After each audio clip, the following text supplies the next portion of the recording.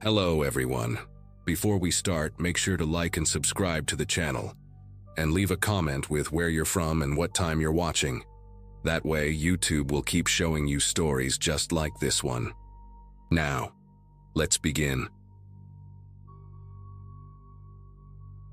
Grandma Eloise passed away on a Friday morning in April 2024, and by Sunday afternoon, I found myself sitting cross-legged on the floor of her bedroom closet, surrounded by decades of her life packed into cardboard boxes.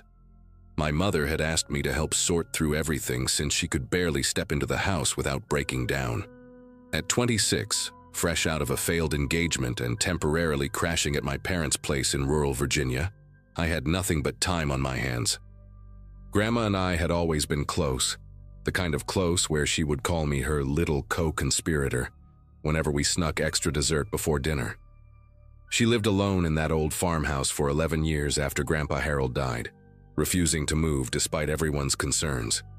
The house smelled like her lavender hand cream and old books, and going through her things felt like reading her diary without permission.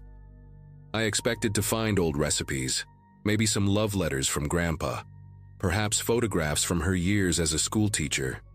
What I did not expect was for my entire understanding of who she was to collapse within the span of a single afternoon. The first few boxes contained exactly what you would imagine: report cards she had saved from students who had written sweet notes on the back, Christmas cards dating back to the 70s, receipts she had kept for absolutely no logical reason.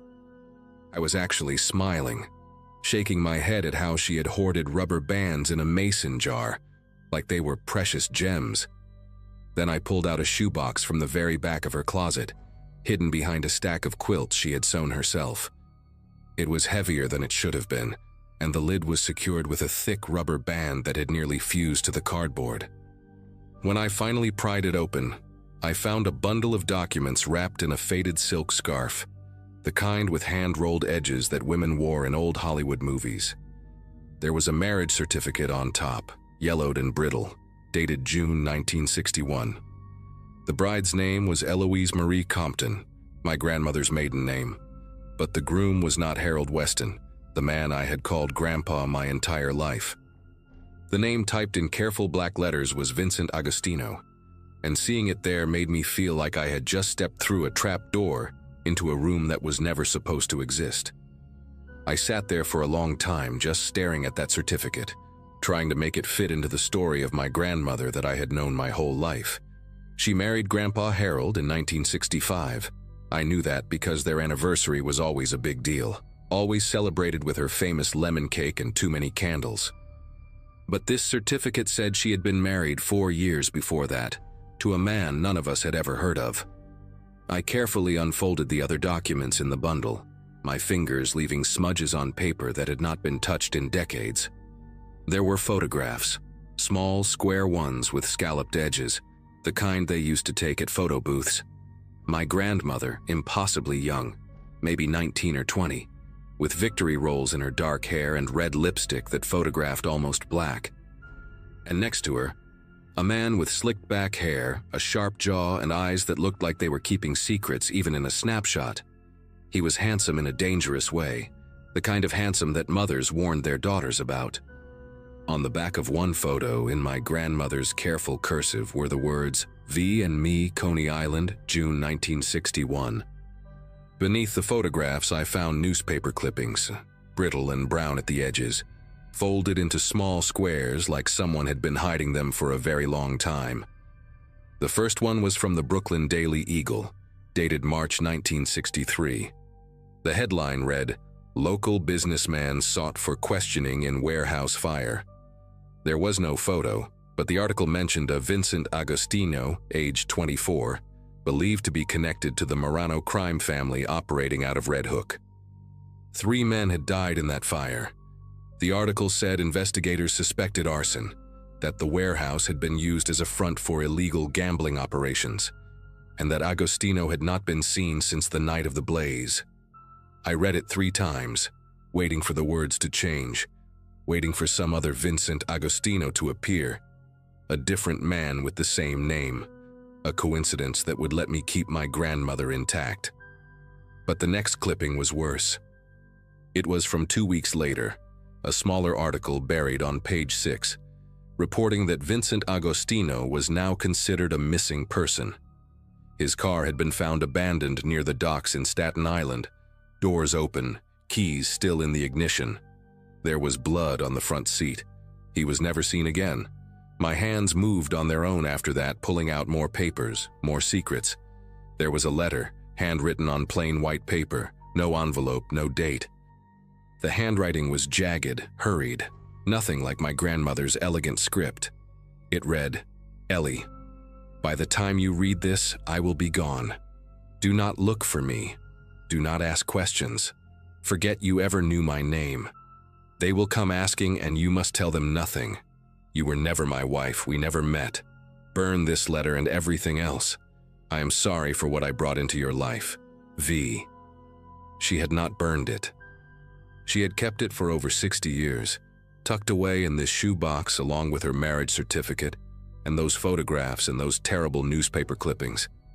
I tried to imagine her as a young woman, barely 22 years old, receiving this letter, realizing that her husband was either dead or running for his life, and that she could never speak of him again. I tried to imagine the fear she must have felt, the grief she could not share with anyone, the weight of pretending he had never existed. At the very bottom of the shoebox, beneath everything else, I found a small spiral notebook with a faded green cover. It was a diary of sorts, though not quite, more like scattered notes written in my grandmother's handwriting at different times over many years. The first entry was dated April 1963, just weeks after Vincent disappeared. Men came to the apartment today, 2 of them. They asked about V. I told them I did not know anyone by that name. They did not believe me. One of them grabbed my wrist hard enough to leave bruises. They said they would be back. I turned the page with shaking fingers. May 1963, moved to Virginia. Changed my name back to Compton. Told everyone I was a widow, that my husband died in Korea. No one questions a war widow. The entries continued, sparse but devastating. In 1965, she wrote about meeting Harold, a kind man who worked at the post office and brought her flowers every Sunday. In 1967, she wrote about their wedding, about how happy she was, about how she had finally started to feel safe. But then, in 1971, another entry. A man came to the school today, said he was looking for an old friend named Ellie Agostino. I told him there was no one here by that name. He smiled at me before he left. He knew. They still know. I kept reading, unable to stop, each entry pulling me deeper into a life I never knew existed. The entries were not frequent.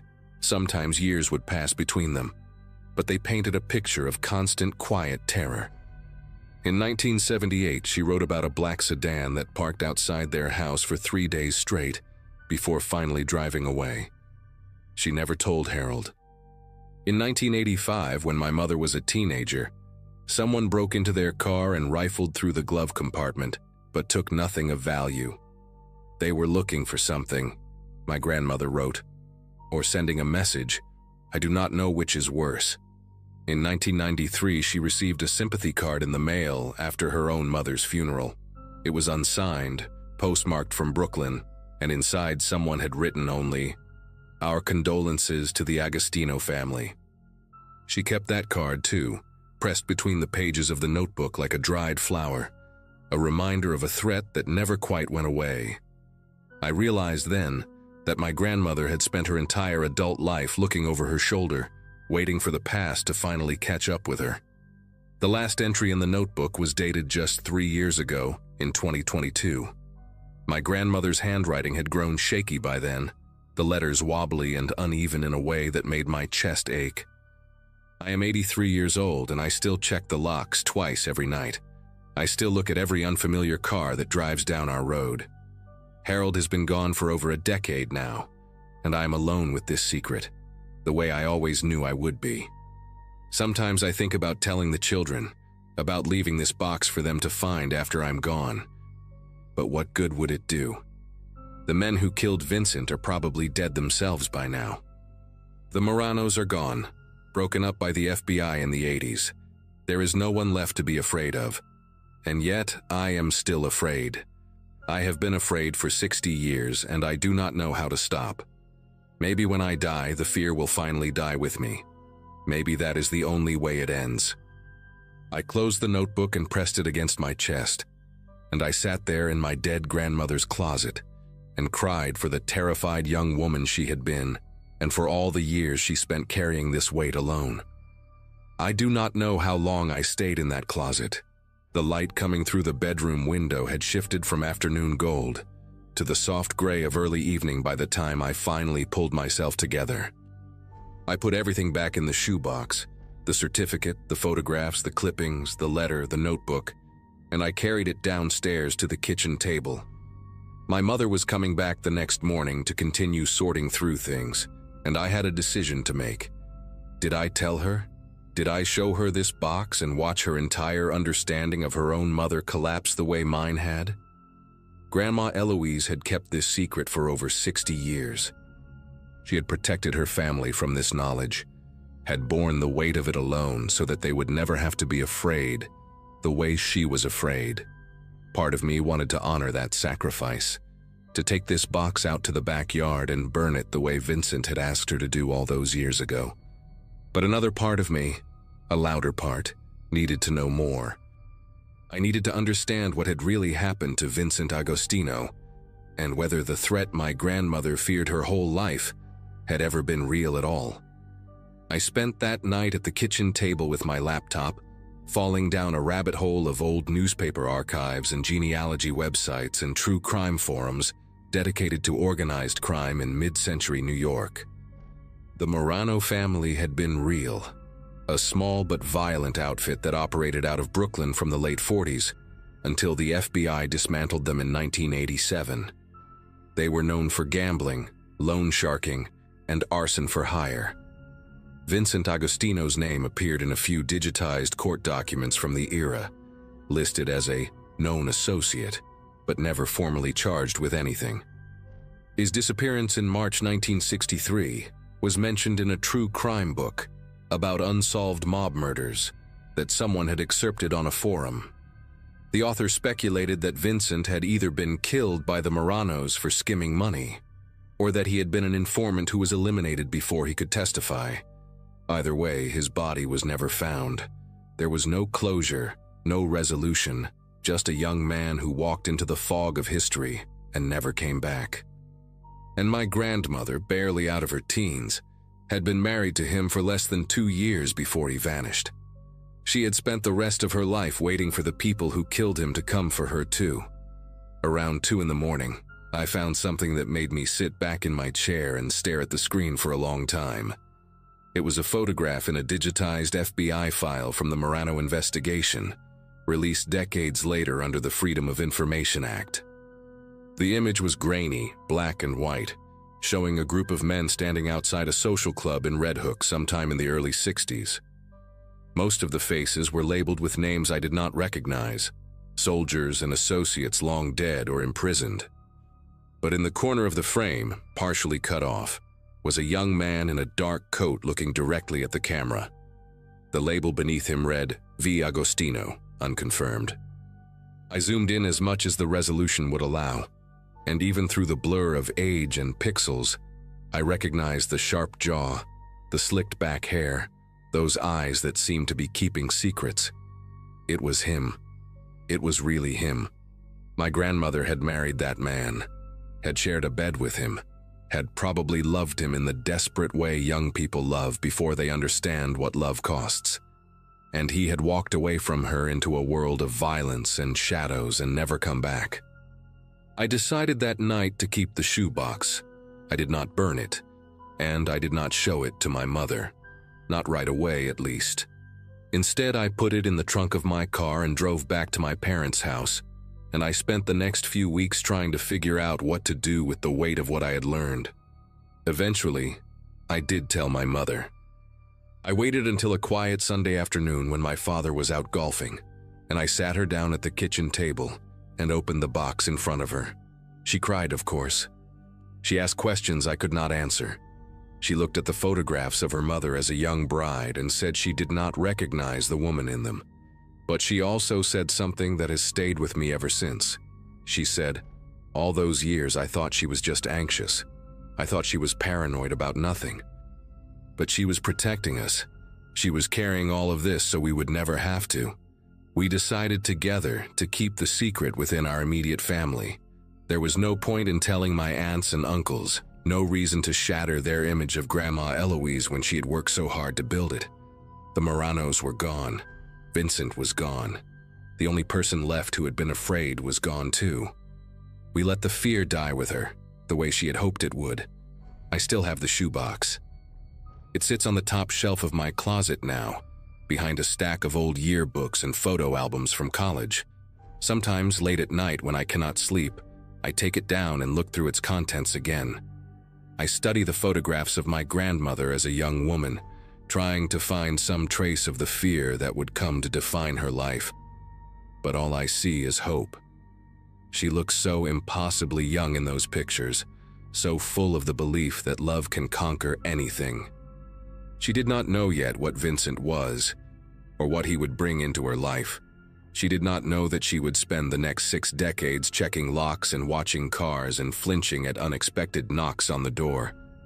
I think about her often now, not the grandmother I knew with her lemon cake and her lavender hand cream, but the frightened young woman who reinvented herself completely just to survive. She built a whole life out of silence and secrets, and she did it so well that none of us ever suspected a thing. I do not know if that makes her brave or tragic or both, but I know this. She loved us enough to carry this burden alone, and she was strong enough to never let it break her. That is the woman I choose to remember. That is the grandmother I will always love.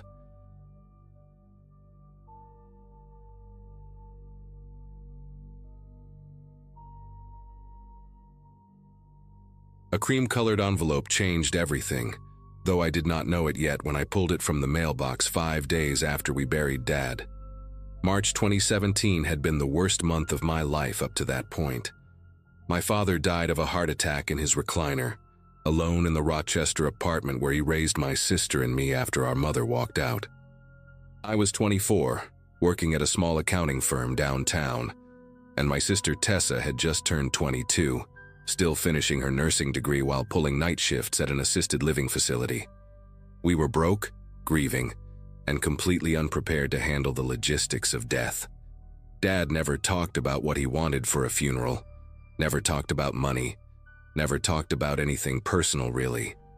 His past was the one subject guaranteed to make him leave the room. Grandparents, aunts, uncles, cousins, none of them existed as far as we knew.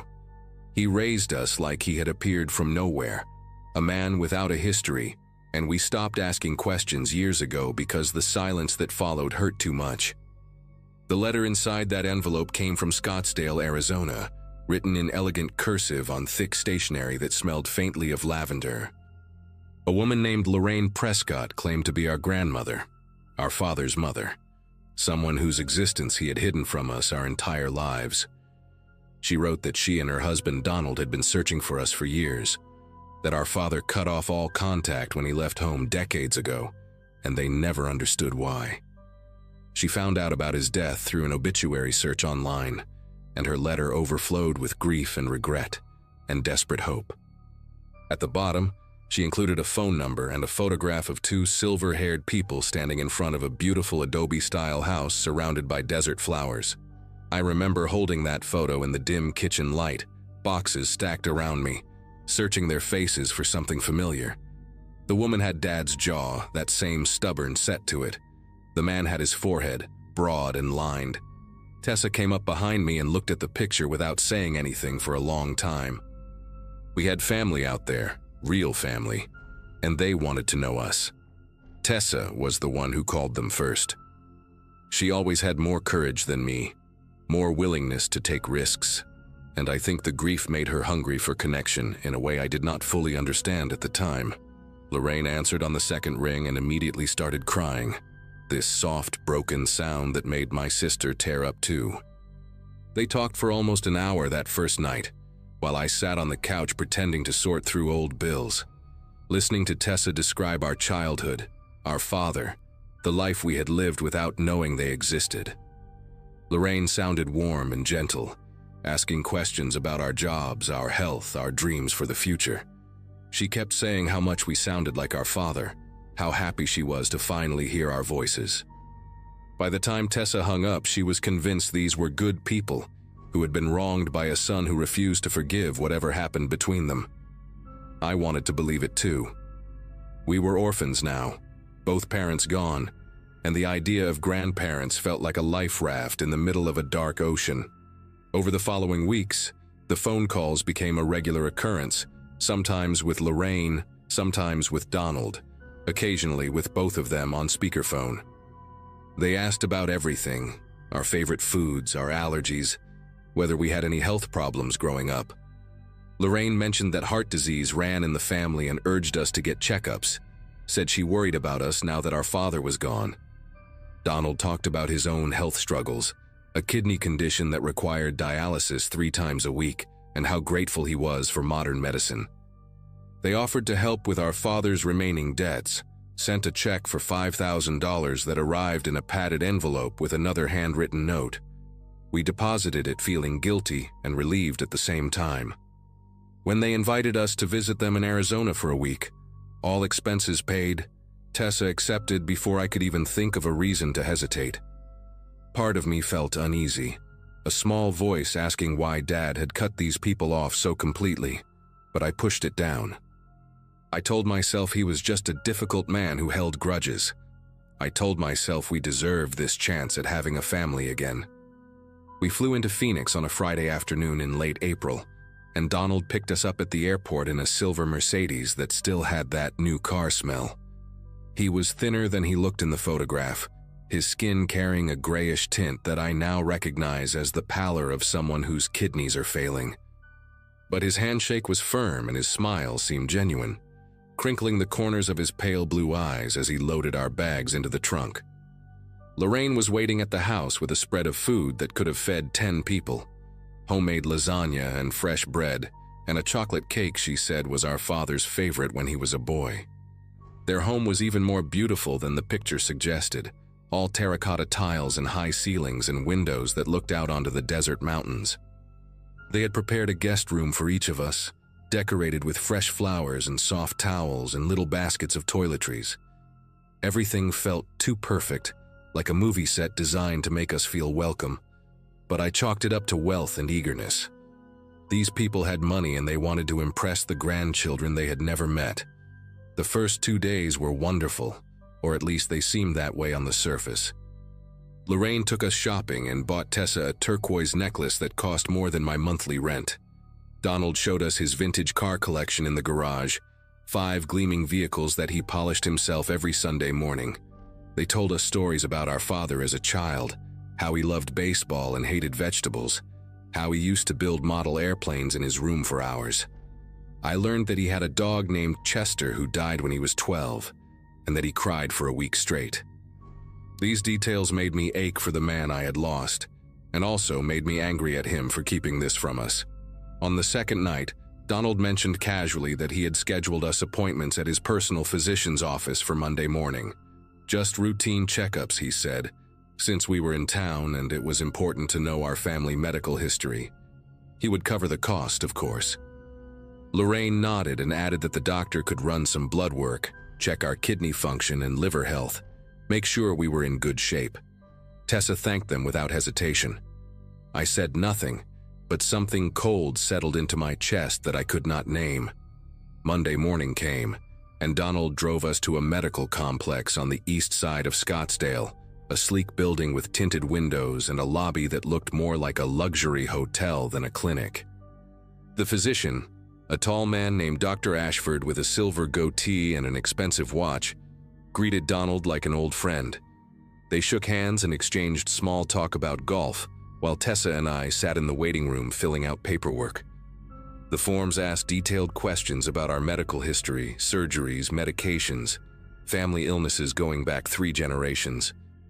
There was an entire section about organ donation preferences and whether we had ever been tested for tissue compatibility. I stared at those words for a long time. my pen hovering above the page. When I asked the receptionist why they needed this information for a routine checkup, she smiled and said it was standard procedure, nothing to worry about. Dr. Ashford called us back one at a time.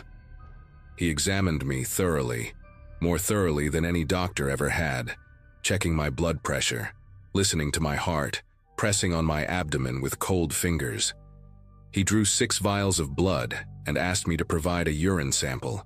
Before I left, he mentioned that he wanted to schedule an ultrasound of my kidneys for later in the week, just to establish a baseline for future reference.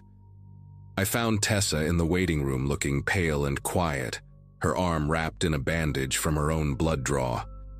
She said Dr. Ashford had asked her strange questions, things like whether she smoked or drank heavily, whether she had ever had hepatitis, whether she would consider being a living donor someday if a family member needed help. She laughed when she told me, said he was probably just being thorough, but her laugh sounded hollow.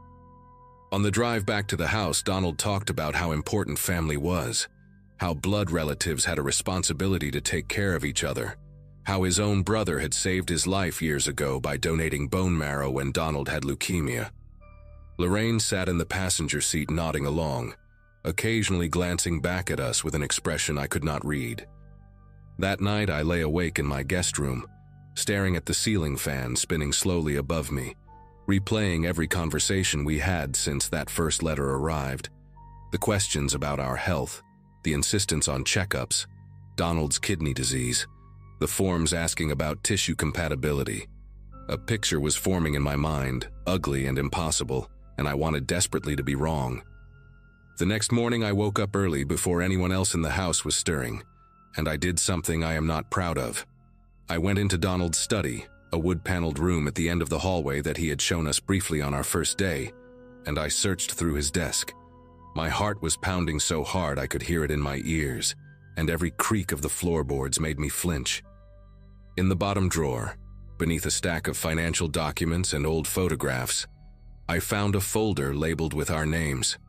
Inside were printed copies of our social media profiles, screenshots of posts going back years, a timeline of our lives pieced together from public information.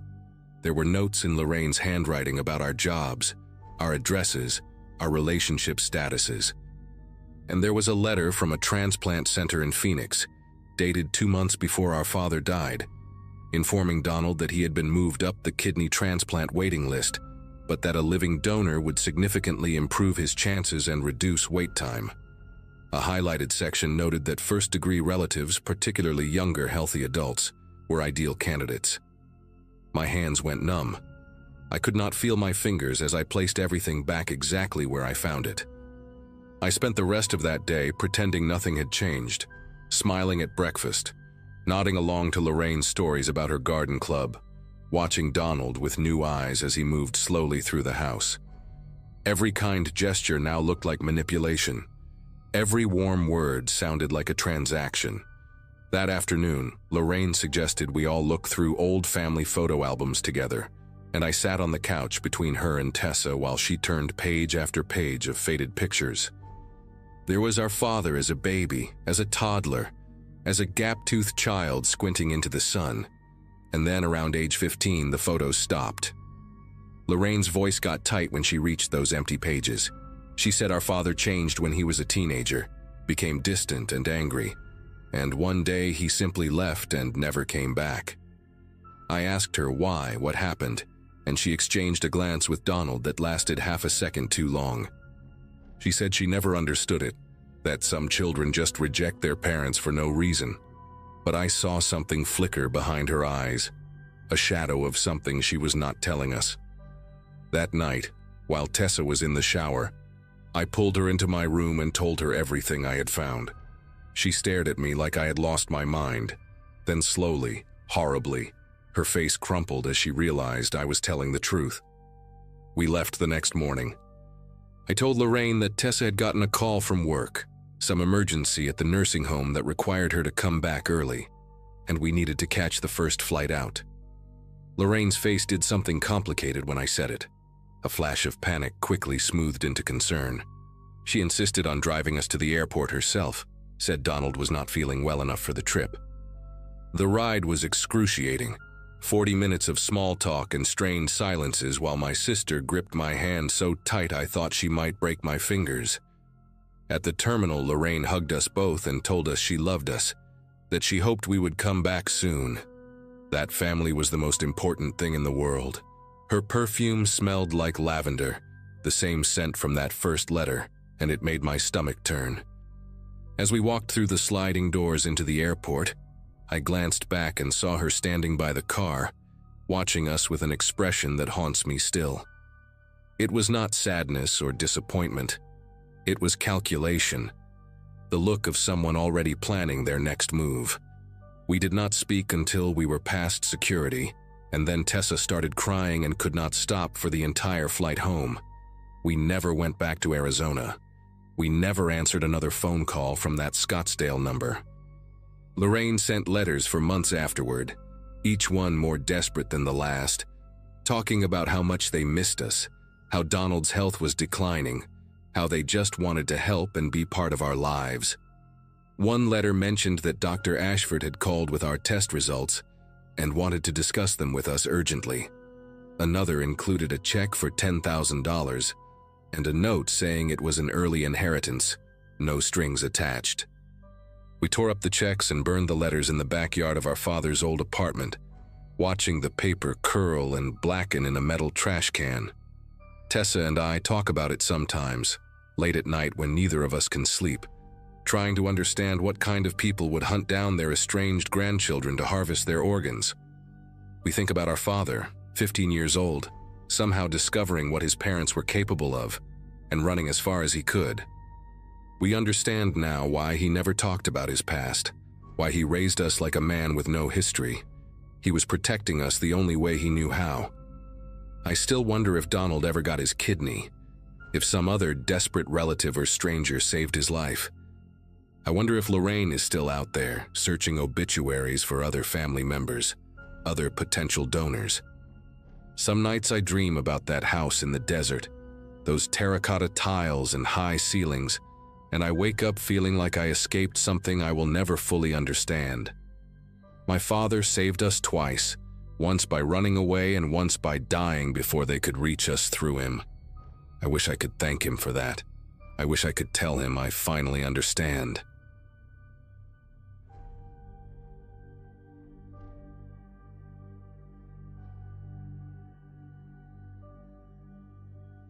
Nobody in my family wanted to deal with Grandpa Warren's house after the funeral, so the job fell on me.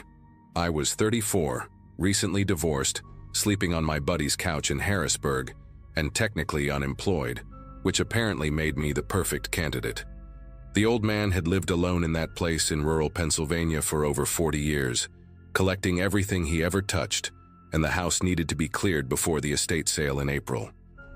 I drove out there on a Friday morning in March 2023, expecting maybe 2 weeks of work. The house smelled exactly like I remembered from childhood visits, that mix of old wood, mothballs, and something faintly metallic that I always associated with the basement. Same floral wallpaper in the kitchen, same grandfather clock in the hallway that had been stuck at 3:47 for as long as I could remember. Started upstairs with the easy stuff, clothes and books and old photo albums, but I knew the basement was going to be the real nightmare. Everyone in the family knew about that basement. Grandpa had been shoving things down there since the early 80s. I spent the first 2 days just creating walkways through the mess, broken furniture, dead appliances, towers of magazines and newspapers that reached the ceiling in some spots. My aunt had warned me it would be bad, but she had no idea. By Wednesday afternoon, I finally made it to the far end of the basement, past the ancient furnace that groaned every time the heat kicked on. That is when I noticed something strange.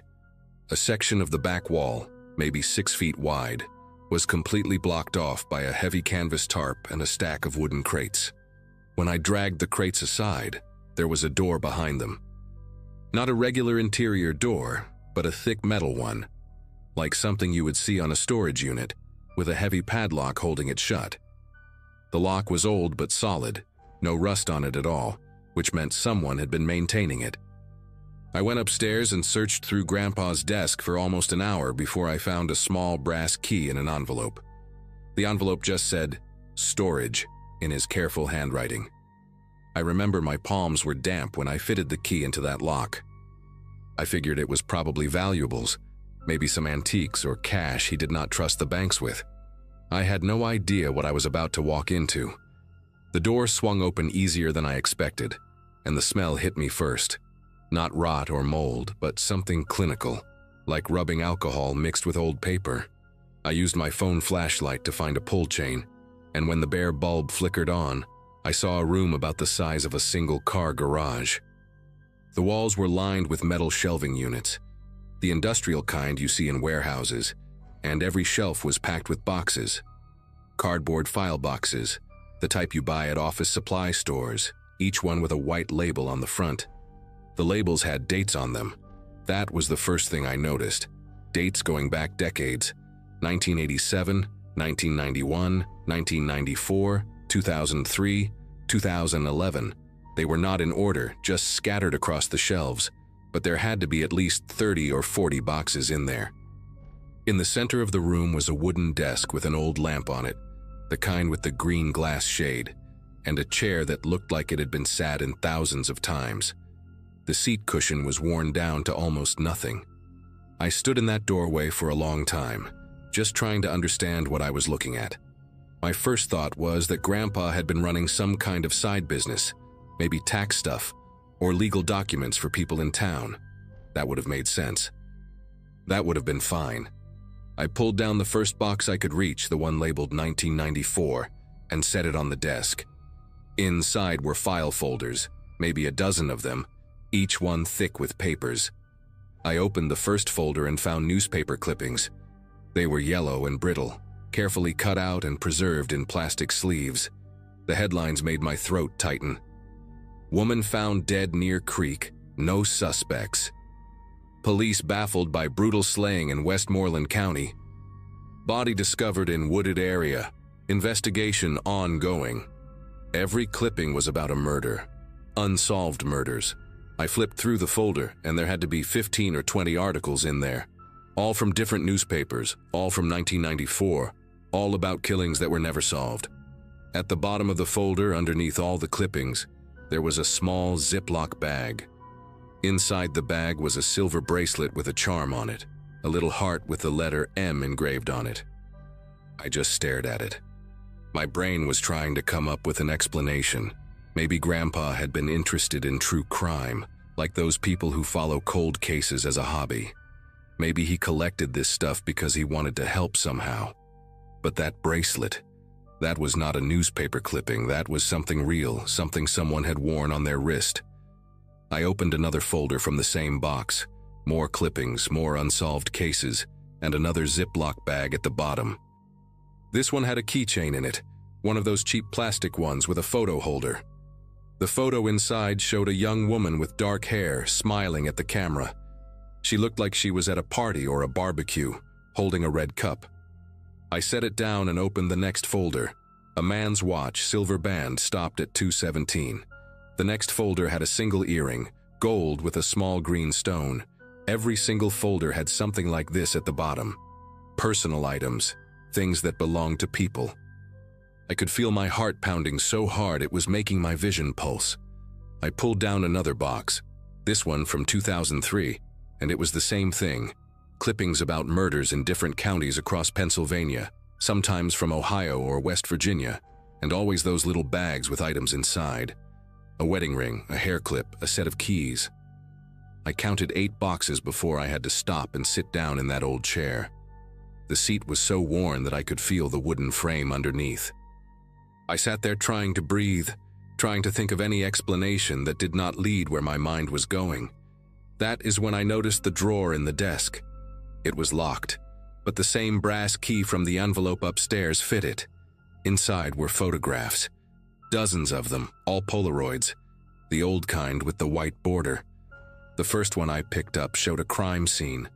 Yellow police tape, officers standing around, a shape on the ground covered by a white sheet. The photo had been taken from a distance from behind a tree line, like someone was watching from the woods. I flipped to the next one. Another crime scene, different location, same angle. Someone standing at the edge, observing, photographing. There were at least 50 Polaroids in that drawer, and every single one was a crime scene photo taken from outside the official perimeter. Some of them showed the bodies before they were covered. I recognized one of the locations from a newspaper clipping I had just looked at, a wooded area near a creek in Westmoreland County. The article said the body was found by a hiker on a Sunday morning in September 1994. The Polaroid showed the same spot, the same body, but from an angle the police photos never would have captured. Whoever took these pictures had been there. They had been watching. I do not know how long I sat in that room. An hour, maybe more. My phone had died at some point and I had not even noticed. I went upstairs to charge it and splash water on my face, and that is when I saw the calendar on the kitchen wall. Grandpa had kept the same kind of calendar for as long as I could remember. Those big ones with a square for each day where you write appointments. He had a whole stack of old ones in a kitchen drawer, going back years. I do not know what made me start looking through them. Maybe I already knew. Maybe I just needed to see it for myself. I pulled out the 1994 calendar and flipped to September. On the weekend before that woman was found near the creek, there was a note in Grandpa's handwriting. Fishing trip, back Monday. I grabbed the newspaper clipping from downstairs and checked the date. She was found on Sunday, September 18th. According to his calendar, Grandpa was on a fishing trip that whole weekend, left on Friday and came back Monday. I felt sick. I grabbed another calendar, 2003, and cross-referenced it with the clippings from that box. Every single time, every murder, there was a note about Grandpa being out of town, fishing trip, visit cousin in Erie, hardware convention in Pittsburgh, church retreat. I spent the next 3 hours going through every calendar I could find and matching them to the dates in those boxes. 17 years of calendars, and the pattern never broke, not once. When there was a murder in the clippings, Grandpa was always gone that weekend. Always had some excuse written down in his neat handwriting. I started making a list on a piece of paper, 2 columns, one for the murder date and one for his alibi. By the time I got to the bottom of the page, I had 23 entries, 23 unsolved murders across 3 states, 23 weekends where my grandfather was supposedly fishing or visiting family or attending some event. I thought about calling the police right then. I had my phone in my hand, thumb hovering over the keypad, but I did not. I could not. This was the man who taught me how to ride a bike, the man who took me to baseball games and bought me ice cream and sat with me when I had nightmares. I needed more. I needed to be absolutely sure before I destroyed his memory, before I told my mother that her father was a monster. So I kept digging. At the bottom of the desk drawer, underneath all the Polaroids, there was a leather notebook. The cover was cracked and worn, like it had been handled 1,000 times. I opened it and found page after page of handwritten notes, all in Grandpa's careful script, dates, locations, names. Some entries were just a few lines. April 14th, 1991. Route 30, rest stop near Greensburg. Female, late 20s, brown hair, blue Toyota in the parking lot, alone. Other entries were longer, more detailed. Physical descriptions, habits, what time someone left work or went jogging or walked their dog. I realized I was looking at surveillance notes. He had been watching these people, studying them, learning their routines. The notebook went on for over 100 pages, and not every entry had a corresponding newspaper clipping. Some of them were just notes, just observations, people he had watched but never acted on, or maybe people whose bodies were never found. I thought I was going to throw up. I actually leaned over the desk expecting it to happen, but nothing came up. My body just shook. I had to put my head between my knees and focus on breathing until the room stopped spinning. When I finally looked up again, I noticed something I had missed before. On the wall behind the desk, partially hidden by one of the shelving units, there was a map. It was a large map of Pennsylvania and the surrounding states, pinned to the wall with thumbtacks. And there were marks on it. Red dots, dozens of them scattered across the region. Some had small dates written next to them in black ink. I recognized some of the locations from the newspaper clippings. Westmoreland County, a spot near the Ohio border, somewhere in the mountains up north. Every red dot was a place where someone had died. I stood there staring at that map for a long time, counting the dots. There were more dots than there were boxes on the shelves. A lot more. Some of the older dots, the ones from the 80s, had faded so much they were almost pink. He had been doing this for decades, maybe since before I was born, maybe since before my mother was born. I thought about every family dinner, every Christmas, every Thanksgiving where Grandpa sat at the head of the table and carved the turkey and told jokes that made everyone laugh. I thought about the way he used to call me champ and ruffle my hair, how he smelled like pipe tobacco and peppermint. This man, this monster, had been hiding in plain sight my entire life, and nobody had ever suspected a thing. I left that room and locked it behind me. I sat on the basement stairs for what felt like hours, just staring at the concrete floor, trying to figure out what to do. Part of me wanted to burn it all, drag those boxes outside, douse them in gasoline, and watch decades of horror turn to ash. Nobody would ever know. Grandpa would stay the kind old man in everyone's memory, and I would carry this secret until I died. But then I thought about those items in the Ziploc bags. The bracelet with the letter M, the keychain with the smiling woman, the wedding ring.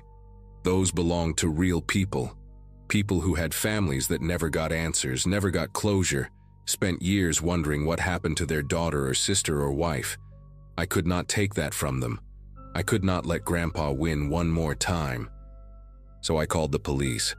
I sat on those basement stairs and dialed 911 and told the dispatcher that I had found something at my grandfather's house, something related to old crimes, and I needed someone to come look at it. The deputy who showed up probably thought I was crazy at first. Some guy rambling about boxes and murder clippings in a secret room. But then I showed him. I watched his face change as he opened those folders and saw the Polaroids and the map. He made some calls, and within 2 hours that house was full of state police and FBI agents. That was almost 2 years ago now. I am still not allowed to talk about the details of the investigation, but I can tell you what became public record. They matched items from those boxes to 14 unsolved murders across Pennsylvania, Ohio, and West Virginia. 14 families who finally learned what happened to their loved ones. The investigators told me there are probably more, cases from the 70s and early 80s where the evidence is too degraded to make a definitive connection. My mother stopped speaking to me after the story hit the news.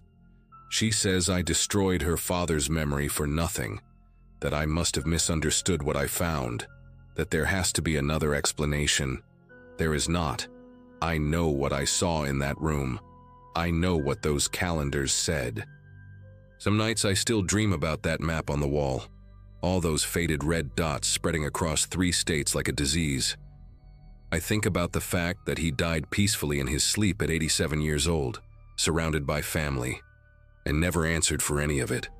I think about how I sat on his lap as a kid and he read me stories before bed.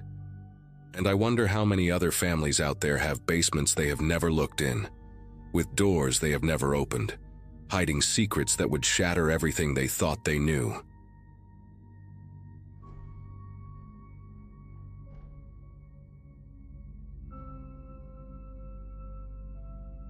Hospital rooms have a particular silence that sits heavy in the air, different from any other kind of quiet I have ever experienced.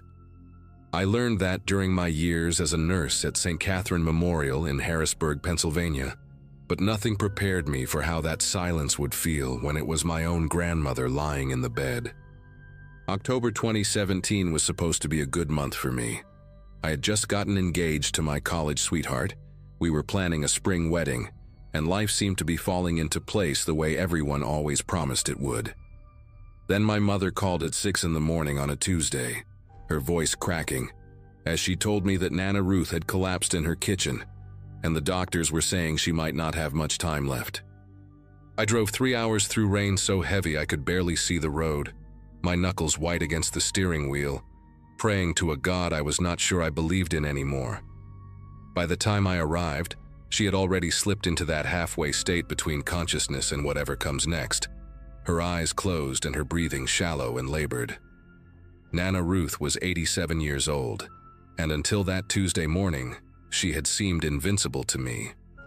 She still lived alone in the same farmhouse where she had raised my mother, still tended her vegetable garden every spring, still made her famous apple butter every fall, and sent jars of it to everyone in the family. I had graduated nursing school when I was 23, young and idealistic, convinced that understanding the mechanics of death would somehow make it easier to face. Sitting beside her bed that Wednesday, holding her hand while my parents took turns pacing the hallway and making phone calls, I realized how wrong I had been. Her skin felt like tissue paper, thin and dry and fragile in a way that made my throat tighten every time I looked at her. She had been mumbling in her sleep all morning, fragments of sentences that made no sense, names I did not recognize, what sounded like apologies directed at people who were not in the room. I thought it was just the medication, or the confusion that often comes at the end, until her fingers suddenly curled around mine with surprising strength and her eyes snapped open. She looked directly at me, and for a moment she was completely lucid, completely present, and completely terrified. She was not supposed to come home that night, Nana Ruth whispered, her voice dry and cracked like autumn leaves. I leaned closer, thinking I had misheard her, thinking maybe she was still caught in some dream from her past, but her eyes were locked onto mine with an intensity that made me want to pull away. I need to tell you, before I go, I need someone to know. Her grip on my hand tightened even more, her brittle fingernails pressing into my palm hard enough to leave marks. I glanced toward the door, wondering if I should call for my mother, but something in Nana Ruth's expression stopped me. She looked like a woman who had been carrying a weight for so long that her bones had bent around it. And now, at the very end, she was desperate to set it down. I told her it was okay, that she could tell me anything, that I was listening. I had no idea what I was agreeing to hear. She started talking in a voice so low I had to lean my ear close to her mouth, close enough to smell the staleness of her breath and the faint chemical scent of the medications dripping into her arm. She told me about a night in the summer of 1987, a night when she was still living in Waynesboro with my grandfather before he passed. She told me about her neighbor, a woman named Donna Whitmore, who lived in a small blue house at the end of Chestnut Road with her husband and 2 young children. Nana Ruth's voice trembled as she described Donna, a quiet woman with auburn hair, who always wore a silver cross around her neck and who brought over casseroles whenever someone in the neighborhood was sick. She was kind, Nana Ruth said, and something in the way she said it made my chest feel tight. She did not deserve what happened to her, none of it, and I let them blame the wrong person because I was too afraid to speak. I sat there frozen, my heart pounding against my ribs, watching tears leak from the corners of my grandmother's eyes and disappear into the pillow beneath her head. The story came out in fragments, like she was pulling pieces of glass from a wound that had never properly healed. That summer night in 1987, Donna Whitmore was supposed to be visiting her sister in Pittsburgh. Her husband, a man named Gene, had told everyone in the neighborhood that Donna would be gone for the whole weekend. He mentioned it at the hardware store, at the diner, to anyone who would listen. Nana Ruth said she remembered thinking it was strange how often he brought it up, like he wanted to make sure people knew the house would be empty, except for him and the kids. She was sitting on her porch that Friday evening, shelling peas into a metal bowl, when she saw someone walking up the path toward the Whitmore house. It was not Gene.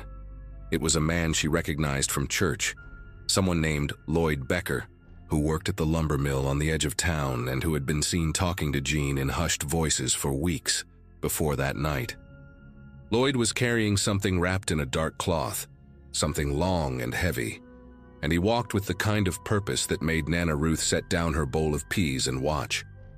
She told me she almost called out to him, almost asked what he was doing there when Gene's wife was supposed to be away, but something stopped her, a feeling in her gut, a warning she could not name, a sense that she was seeing something she was not supposed to see. She watched Lloyd disappear around the back of the Whitmore house, and she told herself it was none of her business, that he was probably just there to help Jean with some project, that there was nothing wrong with a man visiting his friend on a Friday night.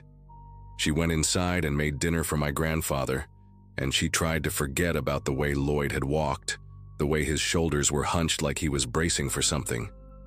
It was almost midnight when she heard the screaming.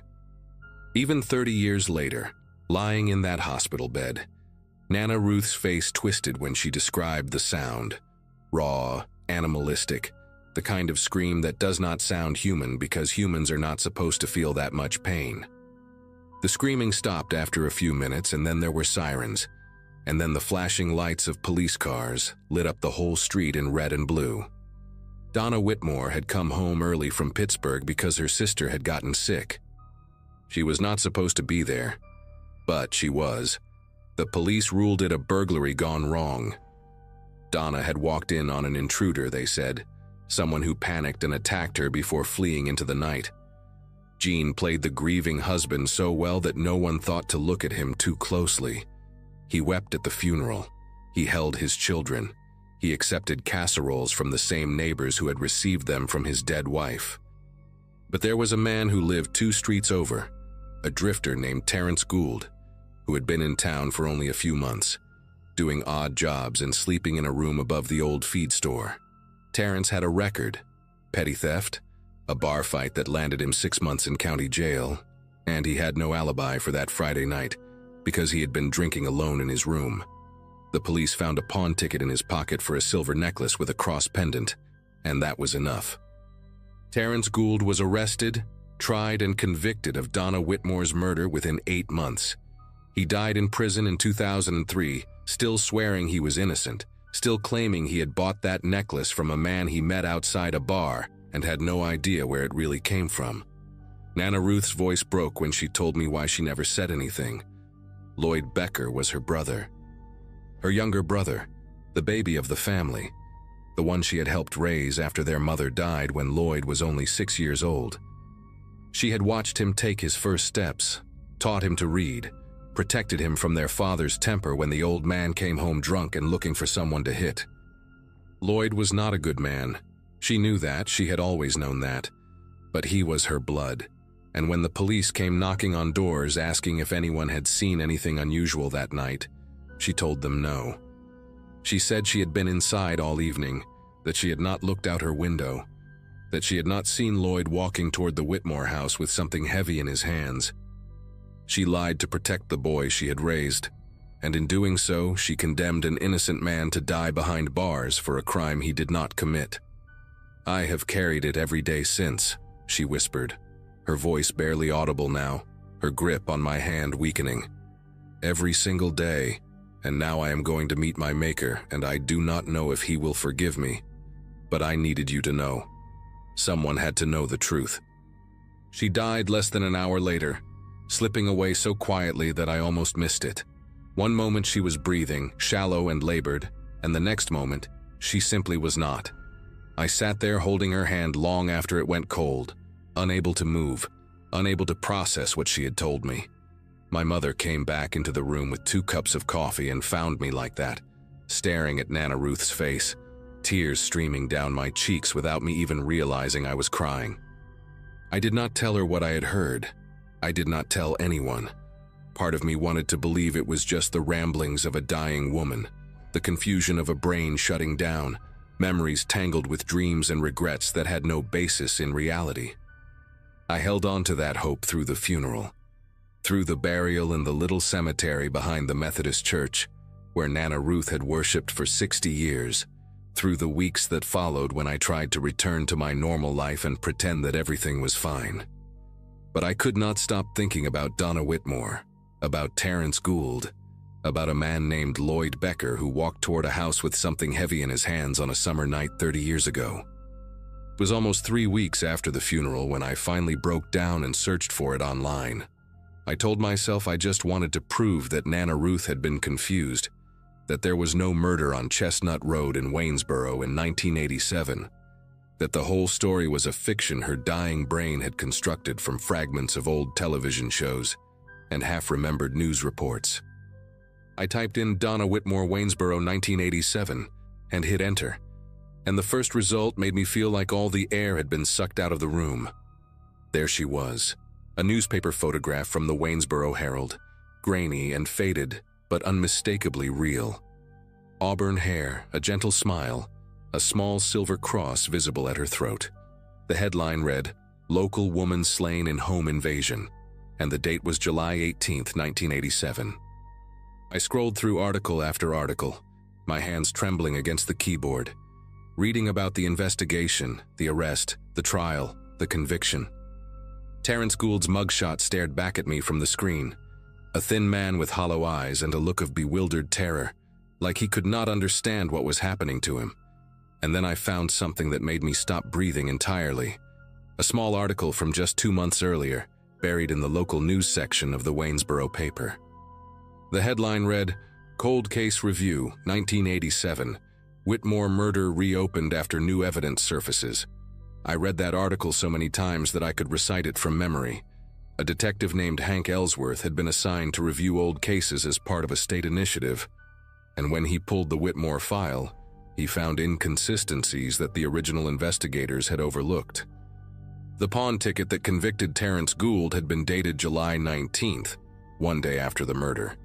But the pawnshop owner's records showed he had not opened until noon that day, and witnesses placed Terrence passed out drunk in his room above the feed store until well past 2 in the afternoon. There was no way he could have pawned that necklace in the window of time the prosecution claimed. More troubling still, Detective Ellsworth had found notes in the original case file suggesting that another neighbor had mentioned seeing someone near the Whitmore house that night, a man who did not match Terrence Gould's description at all. That lead was never followed up. The neighbor who made the statement had died in 1994, but her name was still there in the file, written in faded blue ink on a yellowed piece of paper. Her name was Ruth Becker, my grandmother. She had told the police something after all, something that contradicted her later testimony, and someone had buried it. I spent the next week barely sleeping, barely eating, reading everything I could find about the case and about the people involved. Gene Whitmore had remarried in 1991 and moved to Florida, where he died of a heart attack in 2008. Lloyd Becker, my great-uncle, a man I had never met, whose name I had never even heard until Nana Ruth whispered it in that hospital room, had left Waynesboro shortly after the trial and spent the rest of his life drifting between small towns in the Midwest. He died alone in a motel room in Iowa in 2012. Liver failure, no family at the funeral. The only people still alive who might know the truth were Donna's 2 children, now grown adults with families of their own, and they had apparently been the ones pushing for the case to be reopened. I found an interview with the daughter, a woman named Catherine who was 6 years old when her mother was killed. She said she had spent her whole life believing Terrence Gould was the monster who destroyed her family, but now she was not so sure. She said she remembered things from that night, fragments that did not make sense, images of her father talking to a man in their backyard while her mother was supposed to be in Pittsburgh. She was too young to understand what she was seeing, but the memory never left her. I called Detective Ellsworth on a Monday morning in November, sitting in my car in the parking lot of the hospital where I worked because I could not bring myself to make that call from inside my apartment. My voice was shaking when I told him who I was and what I knew, and there was a long silence on the other end of the line before he asked me to come to the station and give a formal statement. I drove to Waynesboro that same afternoon, 3 hours through the same route I had taken to see my grandmother die, and I sat in a small gray room with fluorescent lights and told a stranger everything Nana Ruth had told me. I showed him the notes I had written in the days after her death, every detail I could remember, every name and every description. He listened without interrupting, his face completely unreadable, and when I finished he thanked me and said they would be in touch. I walked out of that station feeling hollowed out, like I had left something essential behind in that room. I had just destroyed my grandmother's memory, exposed her as someone who let an innocent man rot in prison to protect a killer. But I also knew that Terrence Gould deserved to have his name cleared, even if he was no longer alive to see it. His family deserved to know. Donna's children deserved to know. The truth does not stop mattering just because the people who lived it are gone. The case is still under investigation as of now.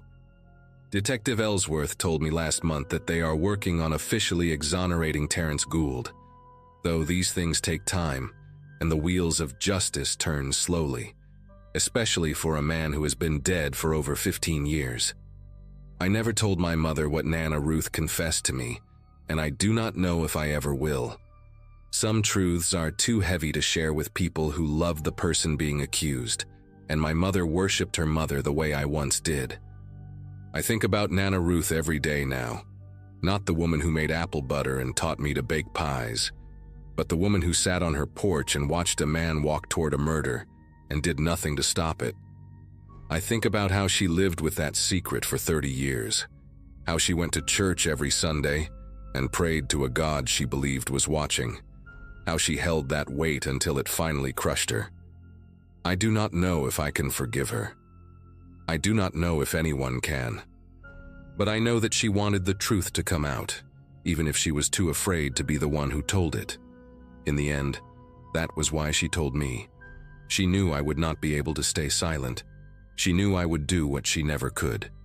And maybe that was her way of making amends, passing the burden to someone strong enough to carry it into the light. I just wish she had done it 30 years sooner, before Terrence Gould died alone in a prison cell for a crime he did not commit, still waiting for someone to believe him.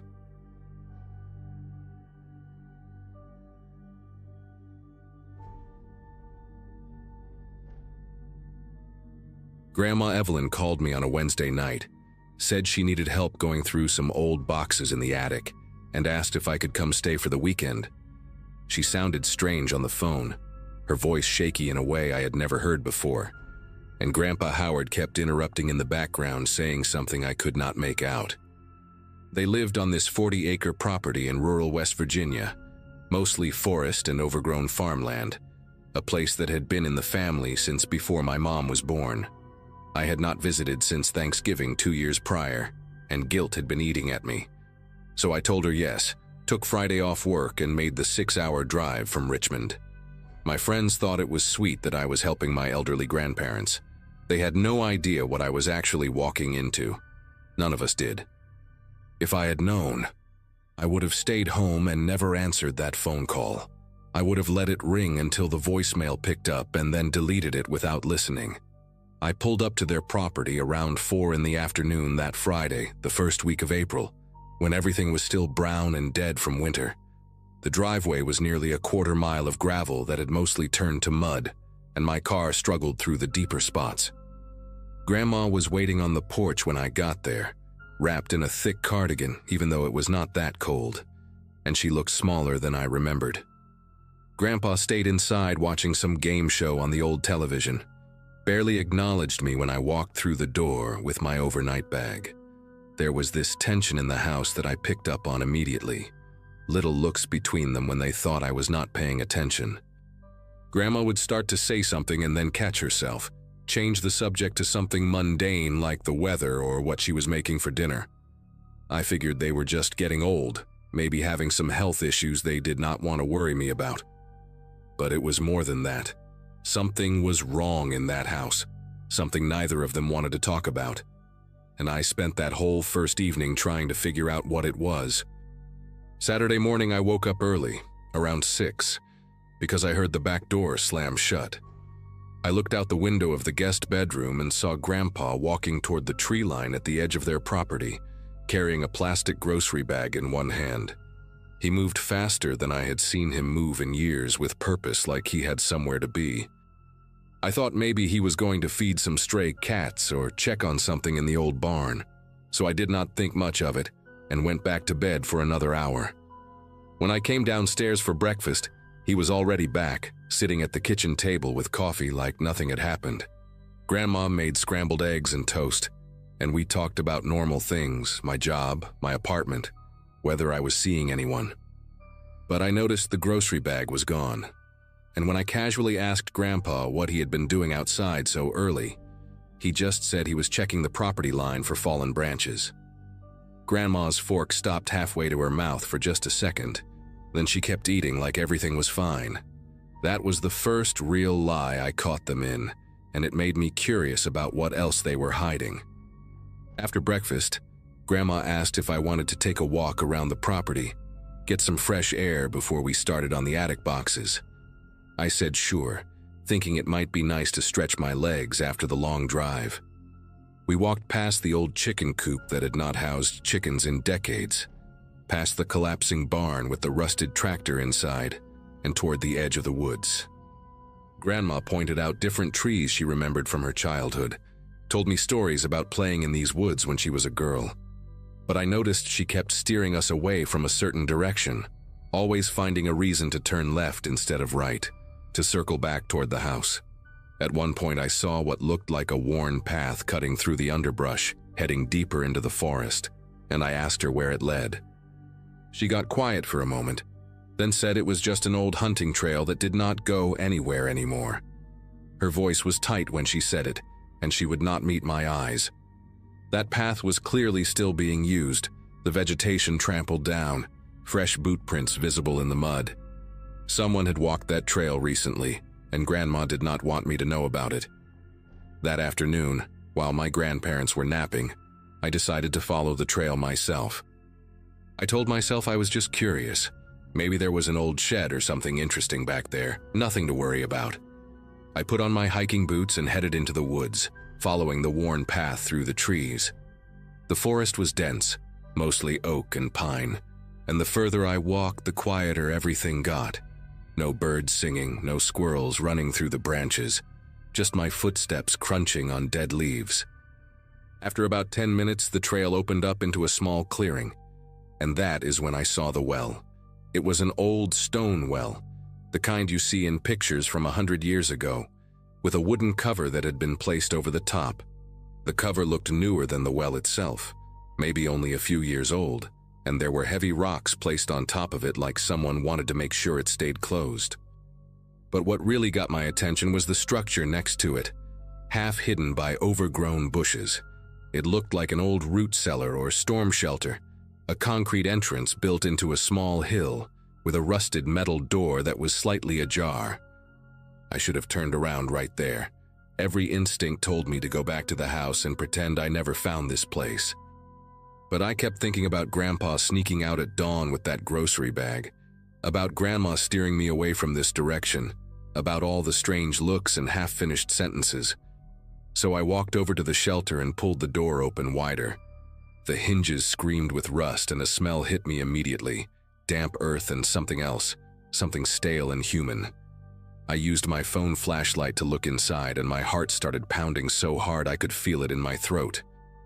There were stairs leading down into darkness, maybe 8 or 10 concrete steps, and at the bottom I could see a small room. Someone had been living down there. There was a cot with blankets piled on it, empty water bottles scattered on the floor, canned food stacked against the wall, a bucket in the corner that I did not want to think about. And on the walls, written in what looked like marker or maybe charcoal, were words. Sentences. Please. I made myself go down those stairs even though every part of me wanted to run. And I started reading what was written on those concrete walls. The handwriting was messy, desperate. Some of it scratched so hard into the concrete that whoever wrote it must have broken the marker or charcoal more than once.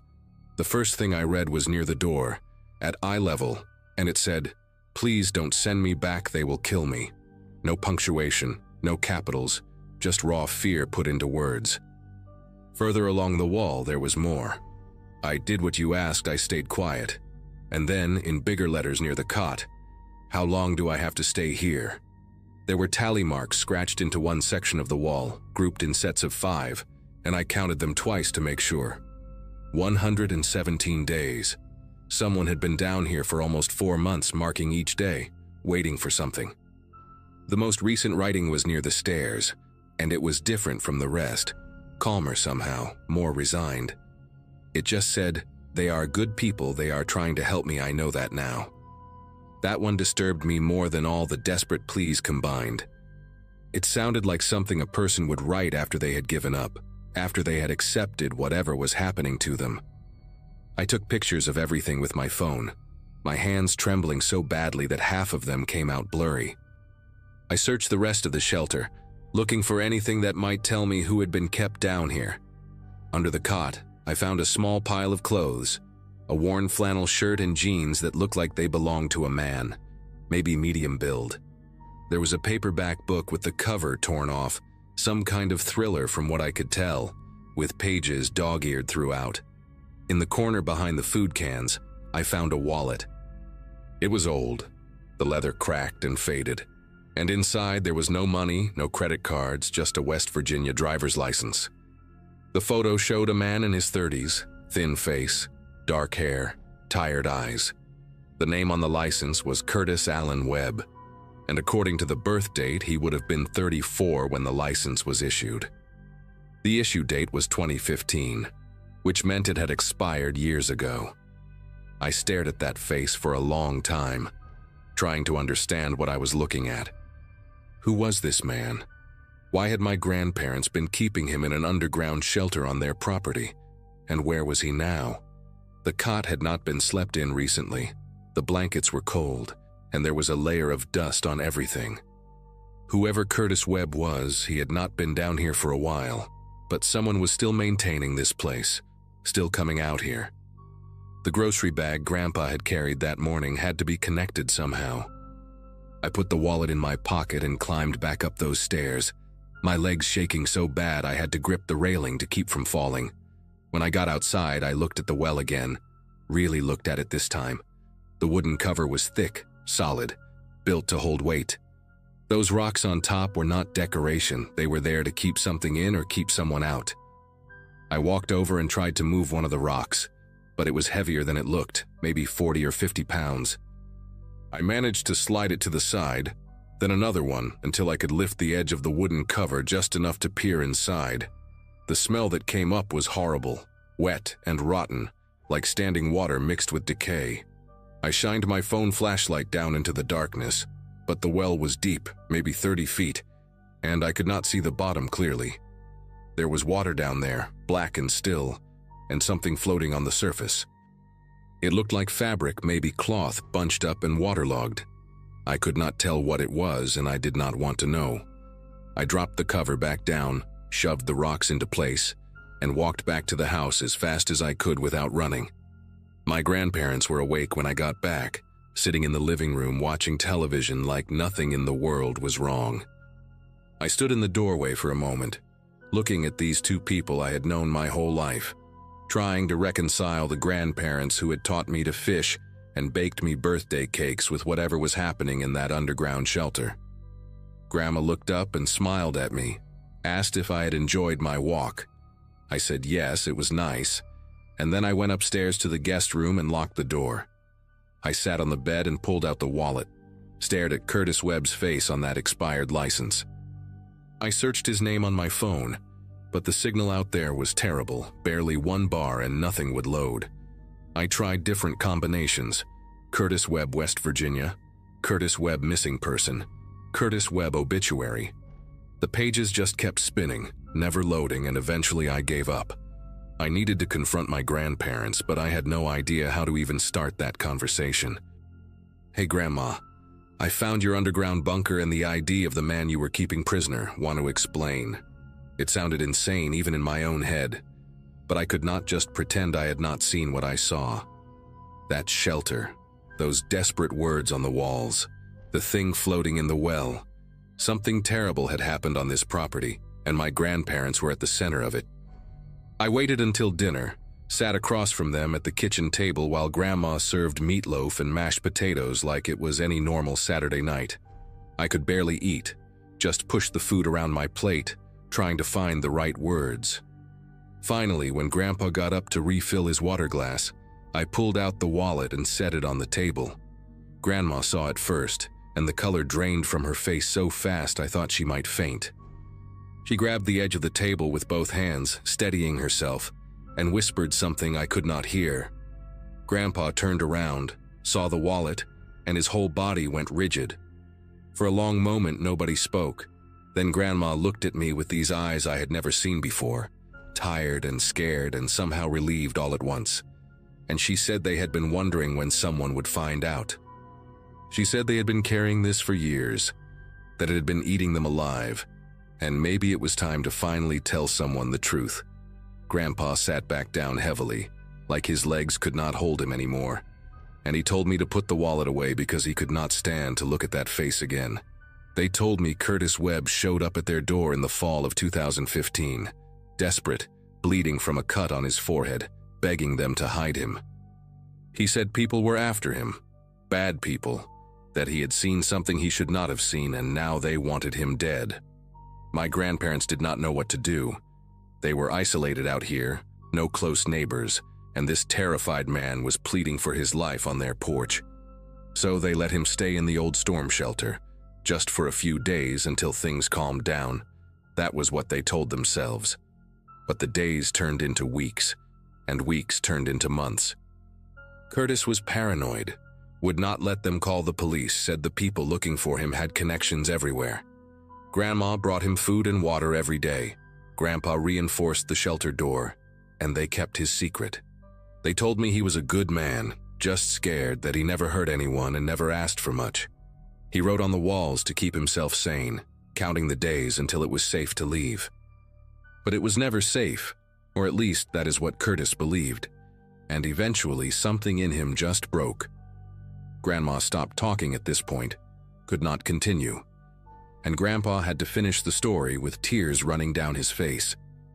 He told me that one morning in early 2016, after Curtis had been in the shelter for about 4 months, Grandma went to bring him breakfast and found the door wide open. Curtis was gone. His clothes were still there, the blankets, everything except the man himself. They searched the property for days, called out his name, checked every building and every corner of those 40 acres. Nothing. He had just vanished in the middle of the night without taking anything with him. Grandpa said they assumed he finally felt safe enough to leave, that he had slipped away to start over somewhere new. But then I asked about the well. The question came out of my mouth before I could stop it, and both of them went silent.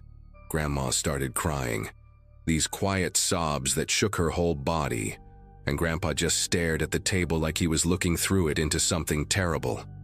He said they found the well cover moved a few weeks after Curtis disappeared. Said they looked inside and saw something floating in the water but could not bring themselves to go down there and check.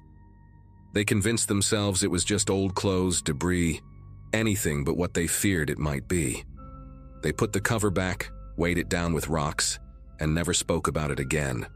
Not to each other, not to anyone, for almost 10 years. I left the next morning, barely said goodbye, drove those 6 hours back to Richmond with my head spinning. I never called the police. I know I should have, but these were my grandparents, 2 people in their 80s who had already lost their daughter and were clearly tormented by whatever happened to Curtis Webb. What would reporting it accomplish now? If Curtis was in that well, he had been dead for almost a decade. And my grandparents, they genuinely believed they were helping someone, hiding a scared man from people who wanted to hurt him. Were they wrong to do it? Probably. Did something go horribly wrong? Almost certainly. But I could not be the one to send them to prison for the last years of their lives. Grandpa passed away 8 months later, heart attack in his sleep. Grandma followed him 6 weeks after that, like she just gave up once he was gone. I inherited the property, all 40 acres of it, and I have not set foot on it since. The house is still standing, the shelter is still out there in the woods, and that well is still covered with those heavy rocks. I think about Curtis Webb sometimes, wonder who he really was, what he saw that made him so afraid, whether anyone ever came looking for him. I think about what might be floating in that black water, waiting to be found. But I am never going back there to check. Some answers are not worth knowing, and some secrets should stay buried exactly where they are.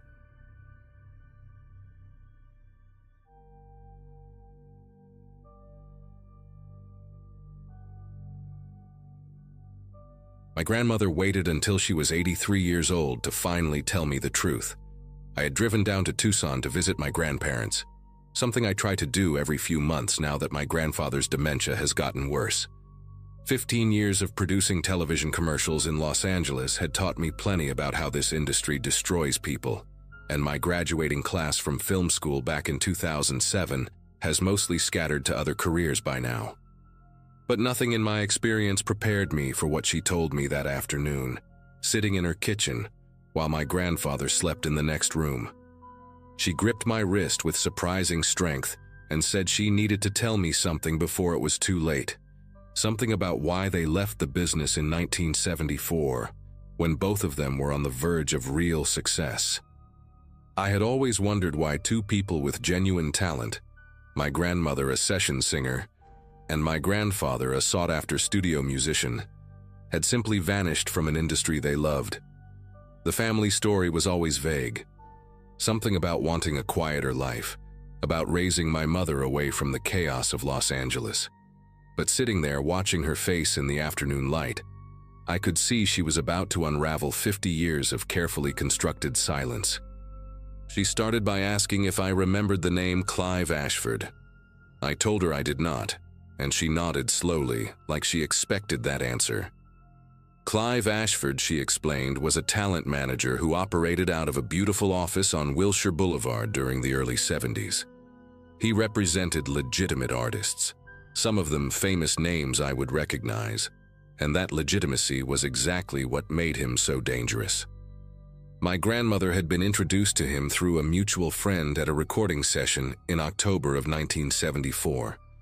She was 26 years old, married to my grandfather for 3 years, and hungry for the kind of breakthrough that seemed perpetually just out of reach.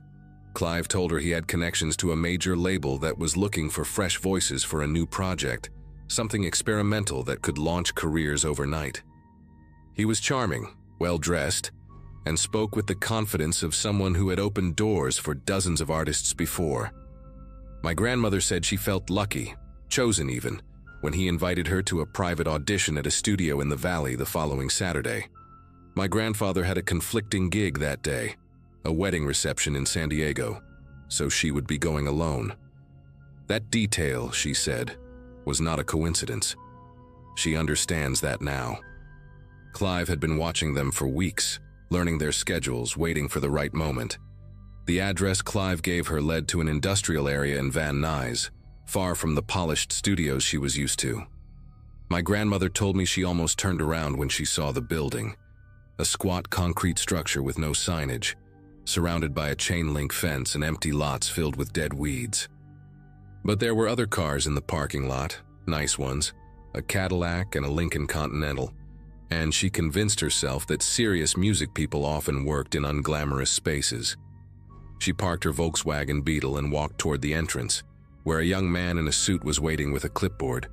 He checked her name, smiled warmly, and led her inside. The interior was surprisingly well appointed, with wood paneling, thick carpet, and framed gold records on the walls. She remembered feeling relieved, thinking she had misjudged the exterior. The young man brought her to a lounge area where 2 other women were already waiting, both around her age, both clearly singers or actresses based on their careful makeup and nervous energy. They exchanged polite introductions, first names only, and waited together on leather couches while soft jazz played from hidden speakers. After about 20 minutes, Clive appeared through a side door, wearing a burgundy blazer and rings on 3 fingers that caught the light when he gestured. He welcomed them effusively, calling each woman by name without checking any notes, complimenting specific details about their previous work that made it clear he had done his research. My grandmother said he had this way of making you feel like the most important person in the room, like he genuinely believed in your talent and wanted nothing more than to see you succeed.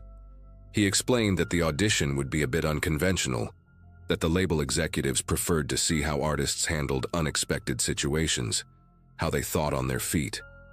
He asked them to follow him down a hallway to the main studio space.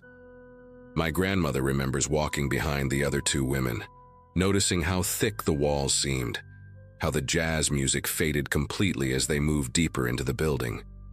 When they reached a heavy metal door at the end of the corridor, Clive produced a key from his pocket and unlocked it with a theatrical flourish. He pushed it open and stepped aside, gesturing for them to enter. My grandmother was the last one through, and she heard the lock click shut behind her before she fully registered what she was seeing. The room was not a recording studio. It was a warehouse space, bare concrete floors and exposed pipes overhead, with industrial lighting that buzzed and flickered. In the center stood a long table covered with items that made no sense in context. Jewelry, watches, stacks of documents, a typewriter, several cameras, and what looked like bundles of cash wrapped in rubber bands. 3 men sat on folding chairs against the far wall, none of them dressed like music executives. They wore work clothes, denim and flannel, and they watched the women enter with expressions that my grandmother described as hungry, like they had been waiting a long time for this moment. Clive walked past the women toward the table, still smiling, still projecting that easy confidence. He picked up a manila folder and opened it, reading aloud from what appeared to be a script.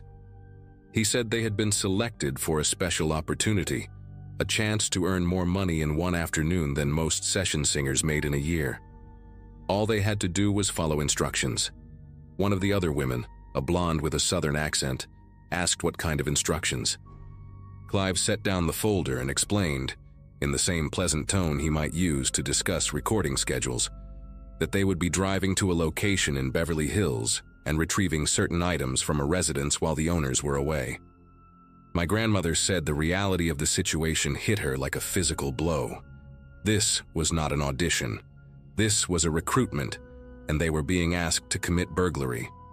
The other 2 women reacted differently than she expected.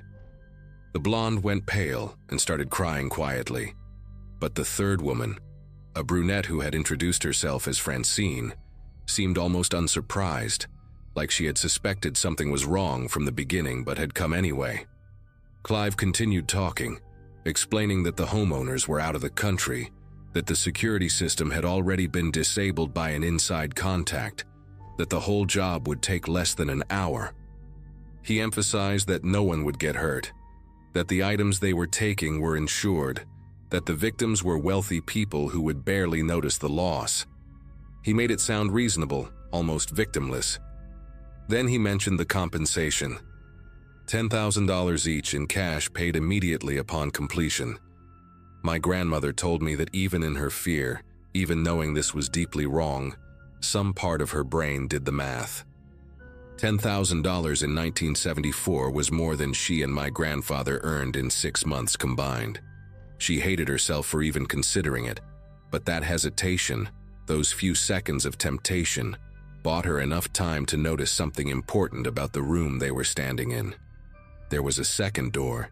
It was partially hidden behind a stack of wooden pallets in the corner, painted the same gray as the walls, but she could see the outline of a frame and the glint of a handle.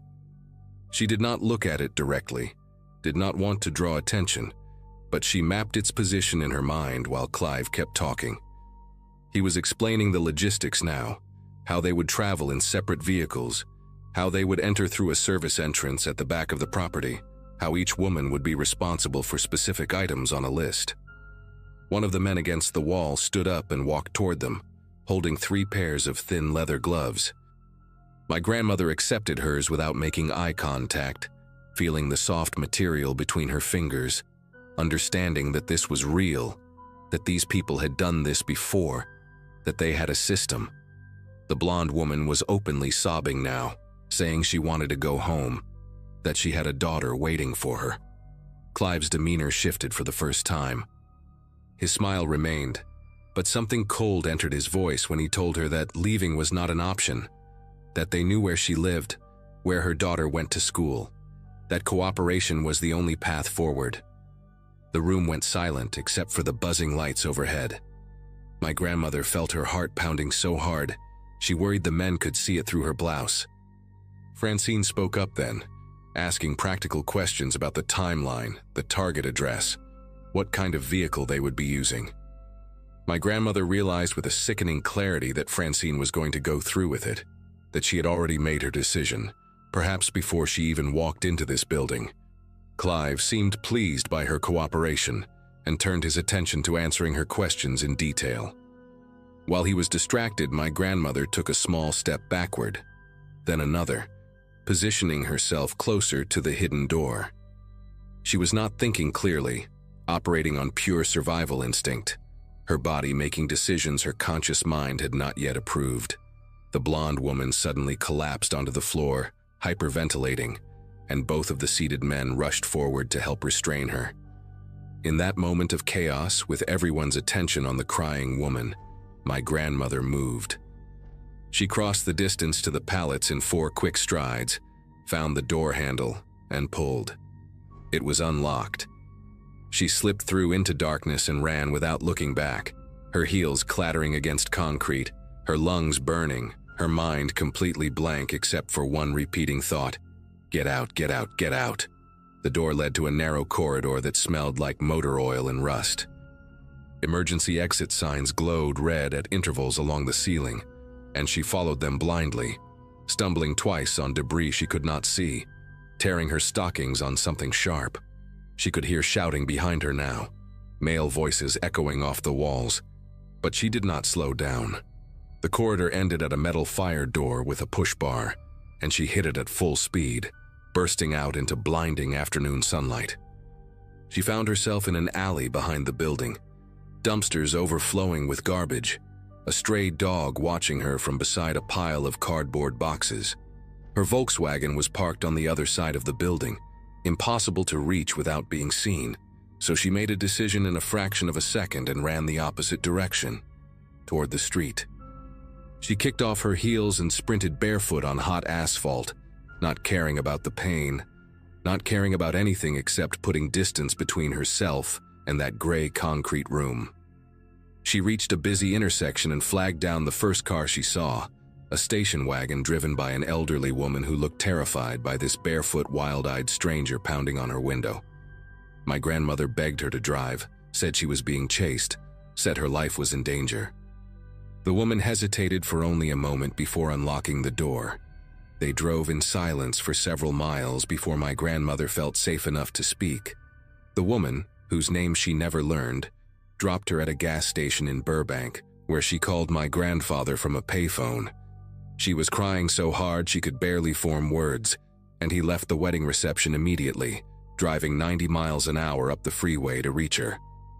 When he arrived, she told him everything, every detail, sitting in the front seat of his car in that gas station parking lot while the sun went down.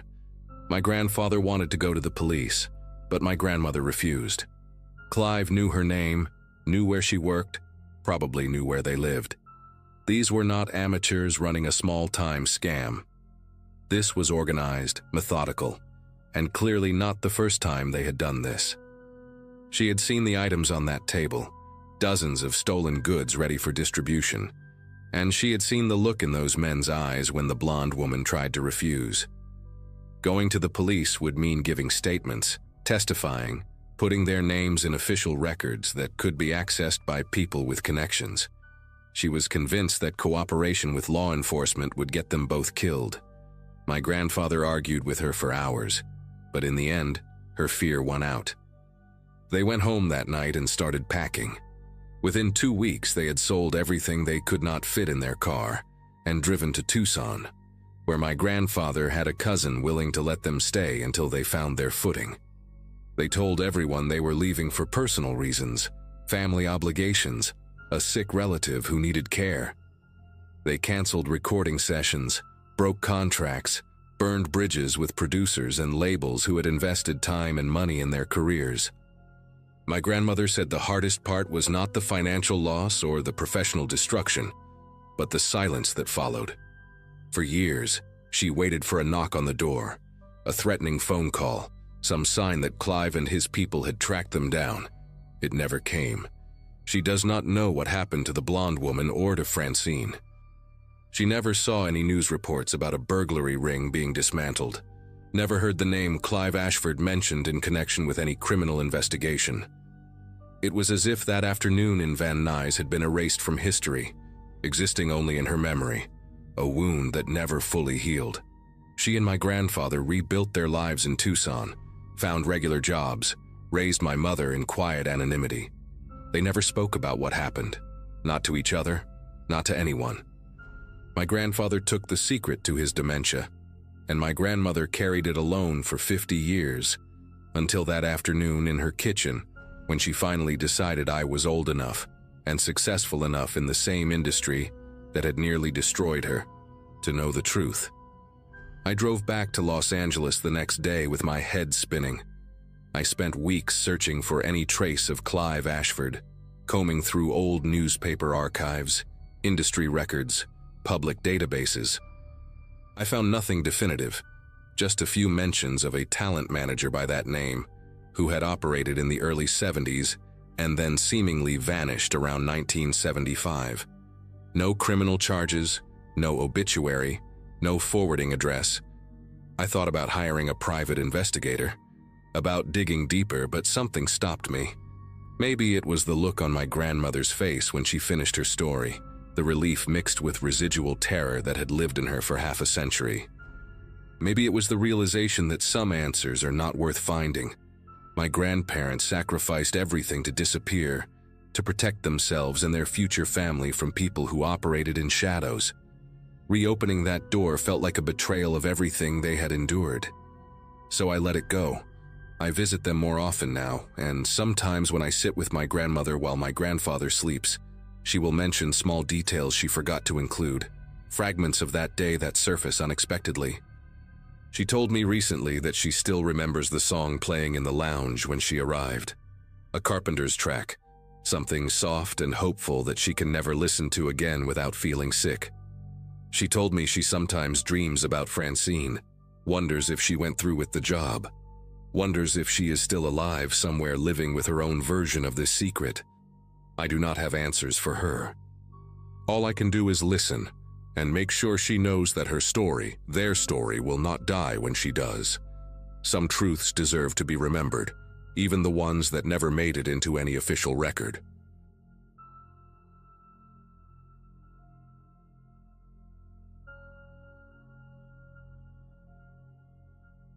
Late summer in 2024 found me staying at my grandmother Edith's house for a few nights, trying to help my mom manage things from a distance. Life had slowed down for me then. Freelance work, no strict schedule, and a lot of quiet hours that made the request feel manageable. Edith lived alone in a modest suburban home, the kind with narrow hallways and doors that never quite lined up right. Her dementia had been getting worse, especially after sunset, but during the day she could still hold a conversation and joke about old TV shows. I told myself this was just family duty, nothing dramatic. The first evening passed with mild confusion, repeated questions and a nervous habit of checking windows. Still, she recognized me, called me by name, and insisted on making tea she forgot to drink. I slept in the guest room, shoes by the bed, just in case she wandered. At that point, fear wasn't part of the equation yet. As daylight faded the next evening, her behavior shifted in a way I hadn't seen before. Edith stopped pacing and instead sat very still at the kitchen table, eyes sharp, listening to every sound in the house. Her voice dropped when she spoke, accusing me of touching her things, moving papers, opening drawers. She asked why I kept checking my phone and who I was reporting to.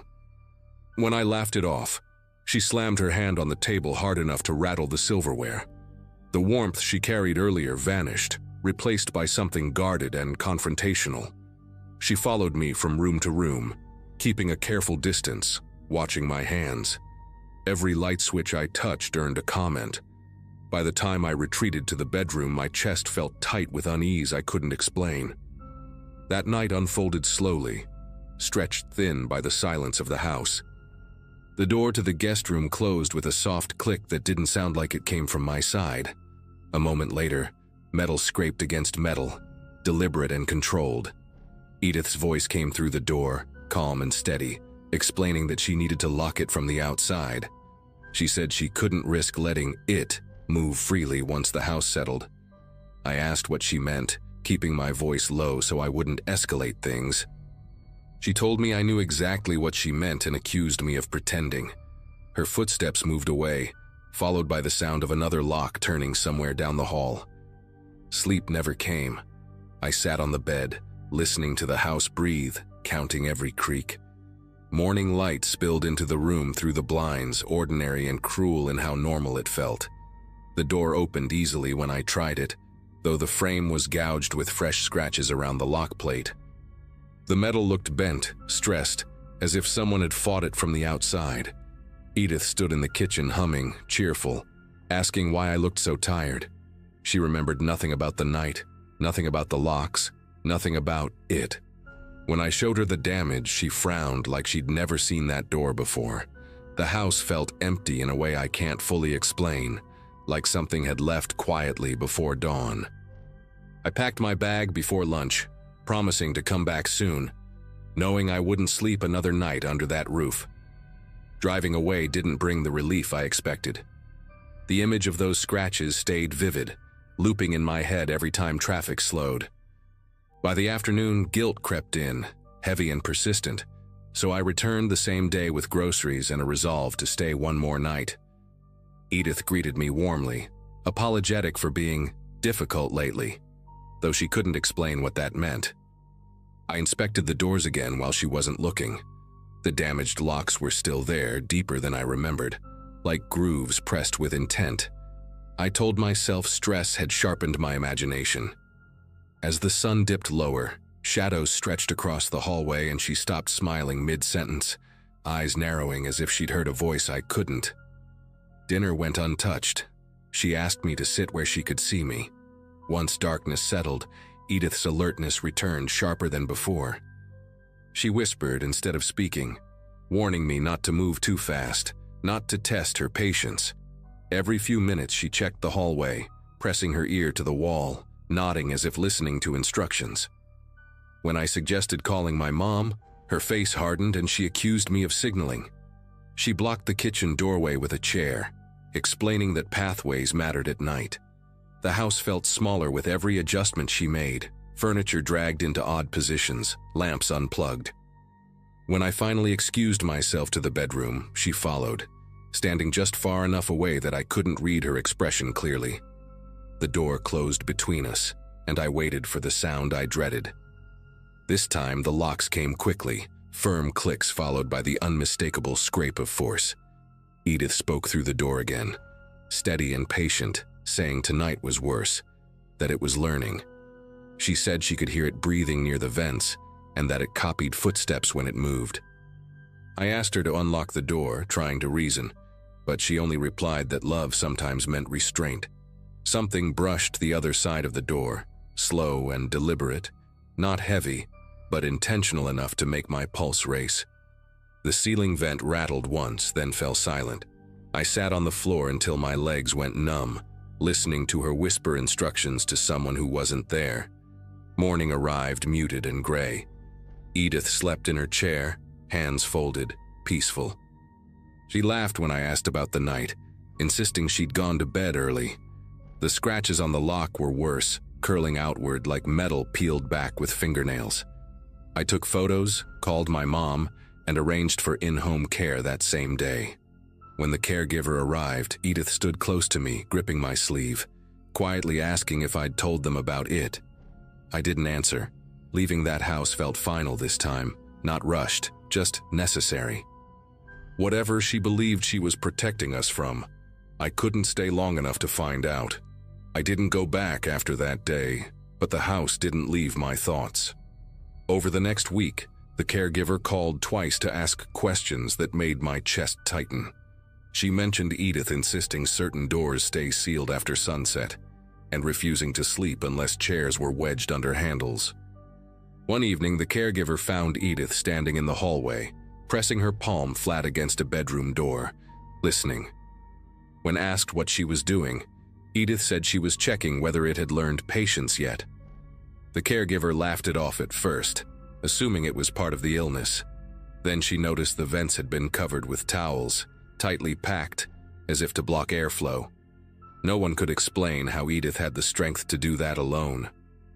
A week later, a locksmith was brought in to replace the damaged hardware.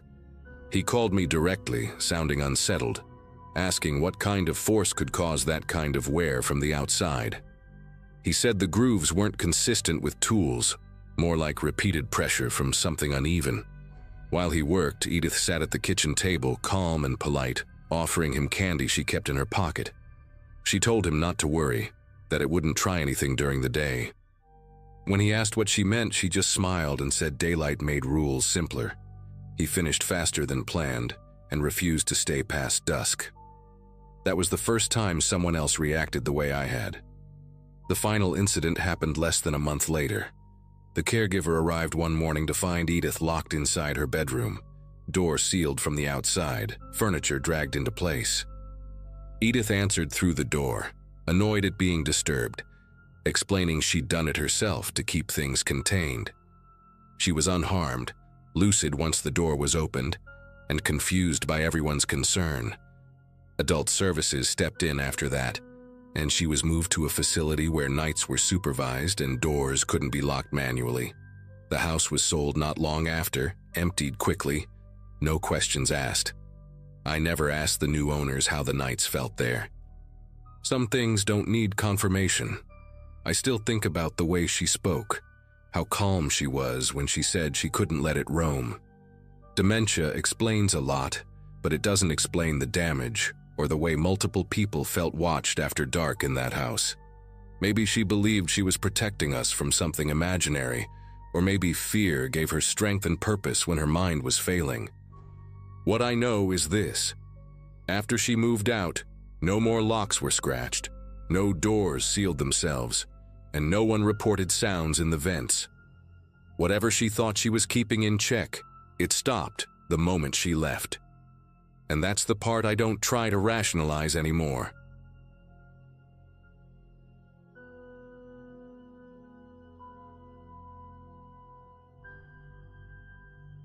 People in this community usually understand why someone waits years before putting a story into words, and that's the case here too.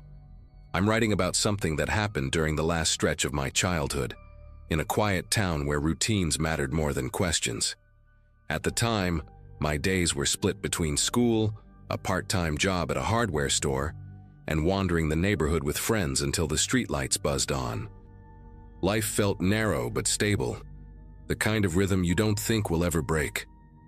One person who fit into that rhythm was a girl named Kara, someone I'd known since elementary school. We lived 3 blocks apart, shared the same bus stop, and had the kind of friendship that didn't need constant talking. Her house always smelled faintly of boiled vegetables and old paper, a detail that stuck with me even then. None of us imagined how abruptly that familiar presence could vanish. Kara lived with her grandmother, a woman everyone called Mrs. Wilkes, who seemed ancient even back then. She moved slowly, spoke carefully, and kept her curtains drawn tight no matter the time of day. Over one summer, her behavior shifted in a way that adults whispered about but never explained to us. She began repeating herself mid-sentence, snapping over tiny things like shoes left by the door, or insisting the windows stay sealed even in the heat. Kara stopped staying out late and started leaving our hangouts early, always citing rules she couldn't bend. When I visited, I noticed notes taped to the fridge listing exact meal times and portions, written in shaky ink. The house felt tense, like it was holding its breath. Still, nobody called it dangerous, just sad or confusing. As months passed, Kara changed too, in subtler ways that were easy to miss if you weren't close. She started flinching when strangers walked past us on the sidewalk, tugging her sleeves down over her hands. She talked about food as if it were risky, refusing anything that hadn't been prepared a certain way.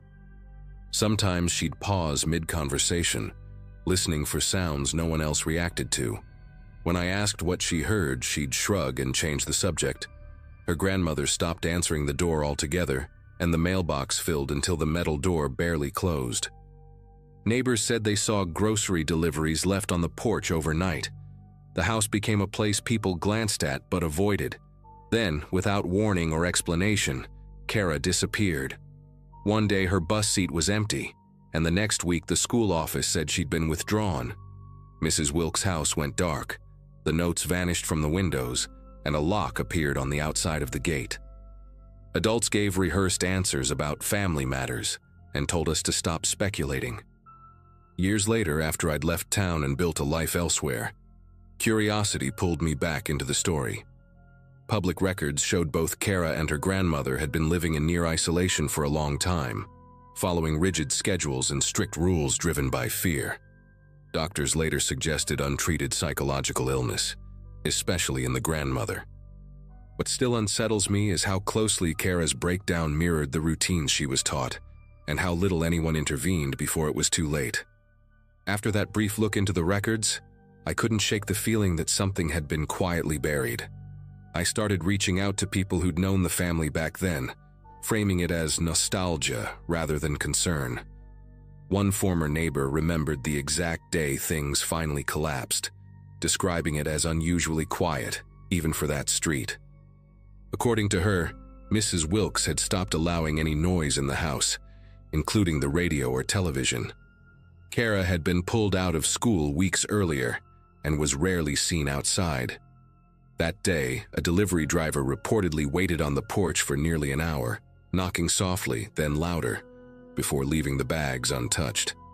No one saw movement behind the curtains. The silence bothered people more than shouting ever would have. I tracked down a retired social worker who had briefly reviewed the case years after the disappearance. She spoke carefully, choosing words like she was still being recorded. She explained that the grandmother had developed severe paranoia, centered around contamination and outside influence. Her routines weren't just habits but protective rituals, enforced with absolute authority. Kara's role shifted from child to participant, then to enforcer, mirroring behaviors that kept them safe. The records noted that Kara resisted at first, sneaking food or lingering at windows. Over time, those acts stopped. The social worker said this kind of psychological entanglement was rare but devastating, especially without intervention. What disturbed me most was learning how that final day unfolded. Emergency services were called by a neighbor after a smell-raised concern, something sour and unmistakably wrong. Inside, they found Mrs. Wilkes unresponsive, her body already cold. Kara was still alive, sitting at the kitchen table, following the schedule taped to the wall. She hadn't eaten since the previous evening because the next mealtime hadn't arrived yet. She didn't cry or speak when help arrived, only asked whether the house would be sealed again afterward. The responders noted her calm as unsettling, like someone waiting for permission to exist. Kara was taken away that day and placed into long-term care, though details about where she went were limited. Her grandmother's death was ruled natural, but the circumstances raised concerns that never led to charges. The house was sold, cleaned, and repainted, erasing visible traces of what happened inside. Still, whenever I think back to that single day, it feels like a quiet ending to a long, invisible disaster. A child learned fear as routine, obedience as safety, and isolation as love. Even now, I wonder how different things might have been if someone had knocked harder, asked more questions, or refused to look away. What followed was a kind of quiet aftermath that didn't make headlines or inspire town meetings. Kara became a topic people referenced vaguely, as if details might summon something unpleasant back into the room. I learned she was evaluated extensively and diagnosed with severe anxiety shaped by prolonged psychological control. Professionals believed she could improve, but only with long-term care and strict boundaries separating her from the patterns she'd learned. The grandmother's influence was described as pervasive, not malicious in a simple sense, but consuming. Fear had structured every hour of that house. When authorities removed Kara, they also removed the framework she understood as survival. Recovery, I was told, meant rebuilding her sense of time, choice, and trust from the ground up. I drove past the old house once after learning all this, mostly out of a need to see it with my own eyes. The curtains were open now, and someone had planted flowers along the fence line. From the outside, it looked ordinary, almost inviting. Standing there, I tried to reconcile that image with the lists on the fridge, the locked gate, the silence stretching day after day. It struck me how easily suffering can blend into a neighborhood without triggering alarms. Nobody thought to question the rules inside that home, because they were labeled as personal, private, and therefore untouchable. That realization stayed with me longer than the story itself. I sometimes think about Kara sitting at that kitchen table, following instructions that no longer protected anyone. The image isn't dramatic, just deeply sad. A child trained to obey fear until it replaced instinct. Medical explanations help, but they don't erase the feeling that something human failed long before professionals were called. The systems designed to notice patterns didn't notice hers. Friends like me didn't recognize the warning signs for what they were. We accepted oddness as character, control as care, and silence as normal. Those small allowances accumulated into years of isolation. Sharing this now isn't about reopening wounds or assigning blame. It's about acknowledging how quietly damage can spread when routines harden into law and love becomes conditional. Kara survived, and that matters, even if her life took a path none of us imagined. The house moved on, the town moved on, and most people forgot. I didn't, and I probably never will. Some stories don't end with answers, only with the knowledge that attention, when delayed, can change everything. That's the part I carry with me, and the reason I finally wrote this down.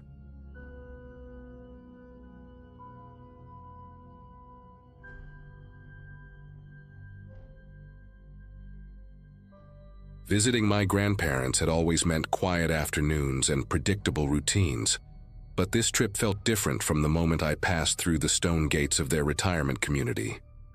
They had moved there less than a year earlier, drawn by glossy brochures promising longevity, comfort, and next-level wellness. The place looked more like a luxury resort than a senior complex. All glass facades, manicured hedges, and staff dressed in spotless white uniforms. Everyone I saw walking the paths looked unsettlingly healthy, with straight posture, bright eyes, and skin that didn't match their age. It was impressive at first, almost comforting, like proof that my grandparents were in good hands. Still, something about the silence bothered me, the way conversations stopped when staff passed by. My grandfather, Harold, hugged me tightly but didn't linger, glancing toward the main building as if he were being timed. My grandmother, June, smiled a lot, but it felt rehearsed, like a habit she couldn't turn off. That first evening, I chalked it up to adjusting to a new environment and told myself I was overthinking things. Staying in their guest suite came with a stack of printed rules left neatly on the table, heavier than what you'd expect for a simple visit. Visiting hours were strict, meals were mandatory at assigned times, and certain hallways were clearly marked as off-limits. One rule stood out more than the rest, stating that guests were not permitted to interfere with any medical or wellness-related activities. I asked June about it casually, trying to sound curious instead of concerned. She deflected immediately, talking instead about how good the food was and how much better she slept now. Harold barely spoke, nodding along but keeping his eyes fixed on his plate. Later that night, I noticed security cameras in the hallways, far more than seemed reasonable for a place like this. Even the elevators required keycards, and residents were escorted during certain hours. It didn't feel like protection, it felt like supervision. The next morning, I followed my grandparents to what they called a wellness session, expecting something like physical therapy or yoga. Instead, they were separated at a set of double doors labeled with a clinical code instead of a name. Guests weren't allowed inside, so I waited nearby, pretending to scroll on my phone while listening. From behind the doors came low humming sounds, mechanical and steady, mixed with voices giving calm instructions. Residents went in relaxed and talkative, but when they came back out, their expressions were blank, their movements precise, almost synchronized. One woman passed me, her pupils oddly dilated, her smile fixed as if she'd forgotten why she was smiling. A staff member noticed me watching and gently repositioned himself between me and the doorway without saying a word. The message was clear enough without language. When my grandparents returned, they claimed everything was fine, but neither could explain what the procedure actually involved. As the day went on, small details started piling up in ways I couldn't ignore anymore. I overheard two residents whispering near the garden, one asking the other how many cycles they had left. In the common lounge, a television looped promotional videos about vitality and extended lifespan, always cutting away before explaining how it was achieved. I noticed locked doors marked as medical storage, each with biometric scanners instead of simple locks. During lunch, June repeated the same story twice, word for word, unaware she'd already told it. Harold's hands rested perfectly still on the table, not even trembling when he lifted his glass. When I asked about friends they'd made there, they struggled to name anyone who had moved out or passed away. That was when it hit me that no one ever seemed to leave this place. Not really. That afternoon, curiosity pushed past politeness, and I took a longer walk alone through the community while my grandparents rested. Behind the main recreational wing, a service corridor branched off toward a low building with frosted windows and no signage. A faint antiseptic smell hung in the air, sharp enough to sting the nose. Two residents in identical robes waited on a bench nearby, wrists marked with thin, red impressions like tight bands had been removed recently. One of them noticed me looking and quietly warned me not to ask questions if I planned on enjoying my stay. Before I could respond, a staff member appeared and guided them inside, locking the door behind them with a keypad. The hallway lights dimmed slightly after they entered, as if conserving energy or hiding activity.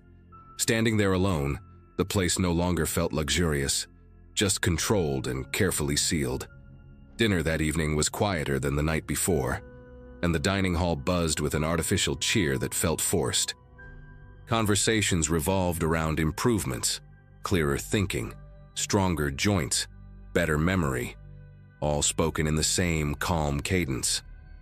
Harold mentioned a new treatment he'd been approved for, something that required a small contribution, though he couldn't explain what that meant.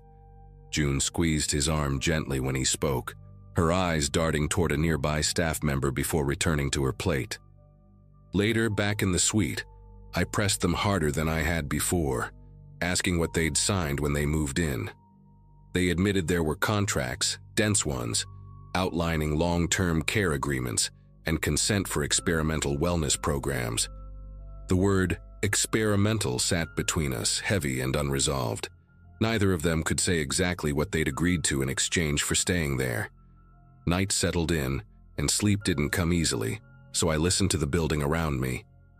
Somewhere below, machinery ran in steady intervals, not loud enough to identify but persistent enough to notice. Footsteps echoed in the corridor at regular times, followed by soft knocks and doors opening without conversation. From my window, I could see a small group of residents being escorted across the courtyard, robes pulled tight, faces expressionless under the dim lights. No one resisted, no one questioned where they were going. A realization started forming, uncomfortable and slow, that this place thrived on compliance more than care. Longevity wasn't being offered freely. It was being traded for something unspoken. Lying there, staring at the ceiling, the idea that my grandparents were part of a system feeding on fear of aging refused to leave my mind. By morning, resolve replaced hesitation, and I confronted a staff supervisor in the lobby, asking directly what these procedures involved. The response was smooth and rehearsed, full of vague language about regenerative therapies and cognitive preservation. When I mentioned residents not remembering basic details or repeating themselves, her tone shifted just slightly, enough to notice. She reminded me that participation was voluntary and that extended life required commitment and sacrifice. That word again, sacrifice, echoed louder than anything else she said. When I returned to the suite, Harold and June were already dressed, ready for another session they hadn't told me about. They insisted I should enjoy the amenities while I could, speaking as if time there was limited for visitors like me. Watching them walk away with their assigned escort, the distance between suspicion and certainty finally closed. I couldn't let it end there, so I made one last attempt to reach them before leaving, catching Harold alone near the garden just before lunch. Up close, the changes were impossible to ignore, not dramatic but deeply wrong in subtle ways. His gaze lingered a second too long before recognizing me, and his voice carried a flat steadiness that didn't belong to him. He talked about how aging was a choice people made when they stopped investing in themselves, repeating phrases I'd heard in the promotional videos. When I asked if he was happy, he paused, searching for the word like it had slipped out of reach. June appeared beside him, guiding him away gently, thanking me for visiting with a politeness that felt practiced. Watching them walk off together, I understood they weren't just residents anymore. They were assets in a system built to harvest hope and obedience. Before leaving, I stopped by the front desk to formally check out, hoping someone might slip and say something real. Instead, I was handed a pamphlet about future enrollment opportunities and told visitors often reconsider once they see the benefits firsthand. The implication wasn't subtle, and it left a sour weight in my chest. As I waited for my ride beyond the gates, another group of new arrivals rolled in, laughing, impressed, carrying suitcases full of trust. The staff welcomed them warmly, already easing them into the rhythm of rules and reassurances. I wanted to warn them, to say something, anything, but every part of the place seemed designed to smother doubt before it could take root. Leaving felt less like a goodbye and more like an escape. Once home, I tried to convince myself that reporting the place would change something, but every attempt hit a wall of legality and consent forms. Everything had been signed, approved, sanitized by language that hid consequences behind promises. My grandparents stopped answering calls after a while, and when they did respond, their messages were short and oddly formal. They spoke about progress, clarity, commitment, words that sounded less like them each time. Months later, I received a letter informing me that visits were no longer recommended for the sake of their continued wellness. No explanation, just a polite closing statement and a signature from someone I'd never met. It felt like being quietly written out of their lives. What stays with me now isn't just fear, but the understanding of how easily people can be guided when the alternative is decline and loss. That community never needed chains or threats, only the promise of more time and the subtle erosion of choice. I still think about Harold's pause when I asked if he was happy, that brief gap where the truth almost surfaced. Whatever they're doing there works, at least on the surface, and that's the most disturbing part. The residents look alive, vibrant even, but something essential has been traded away. I don't know if my grandparents are still themselves anymore, only that they chose to stay, and the system made sure that choice became permanent.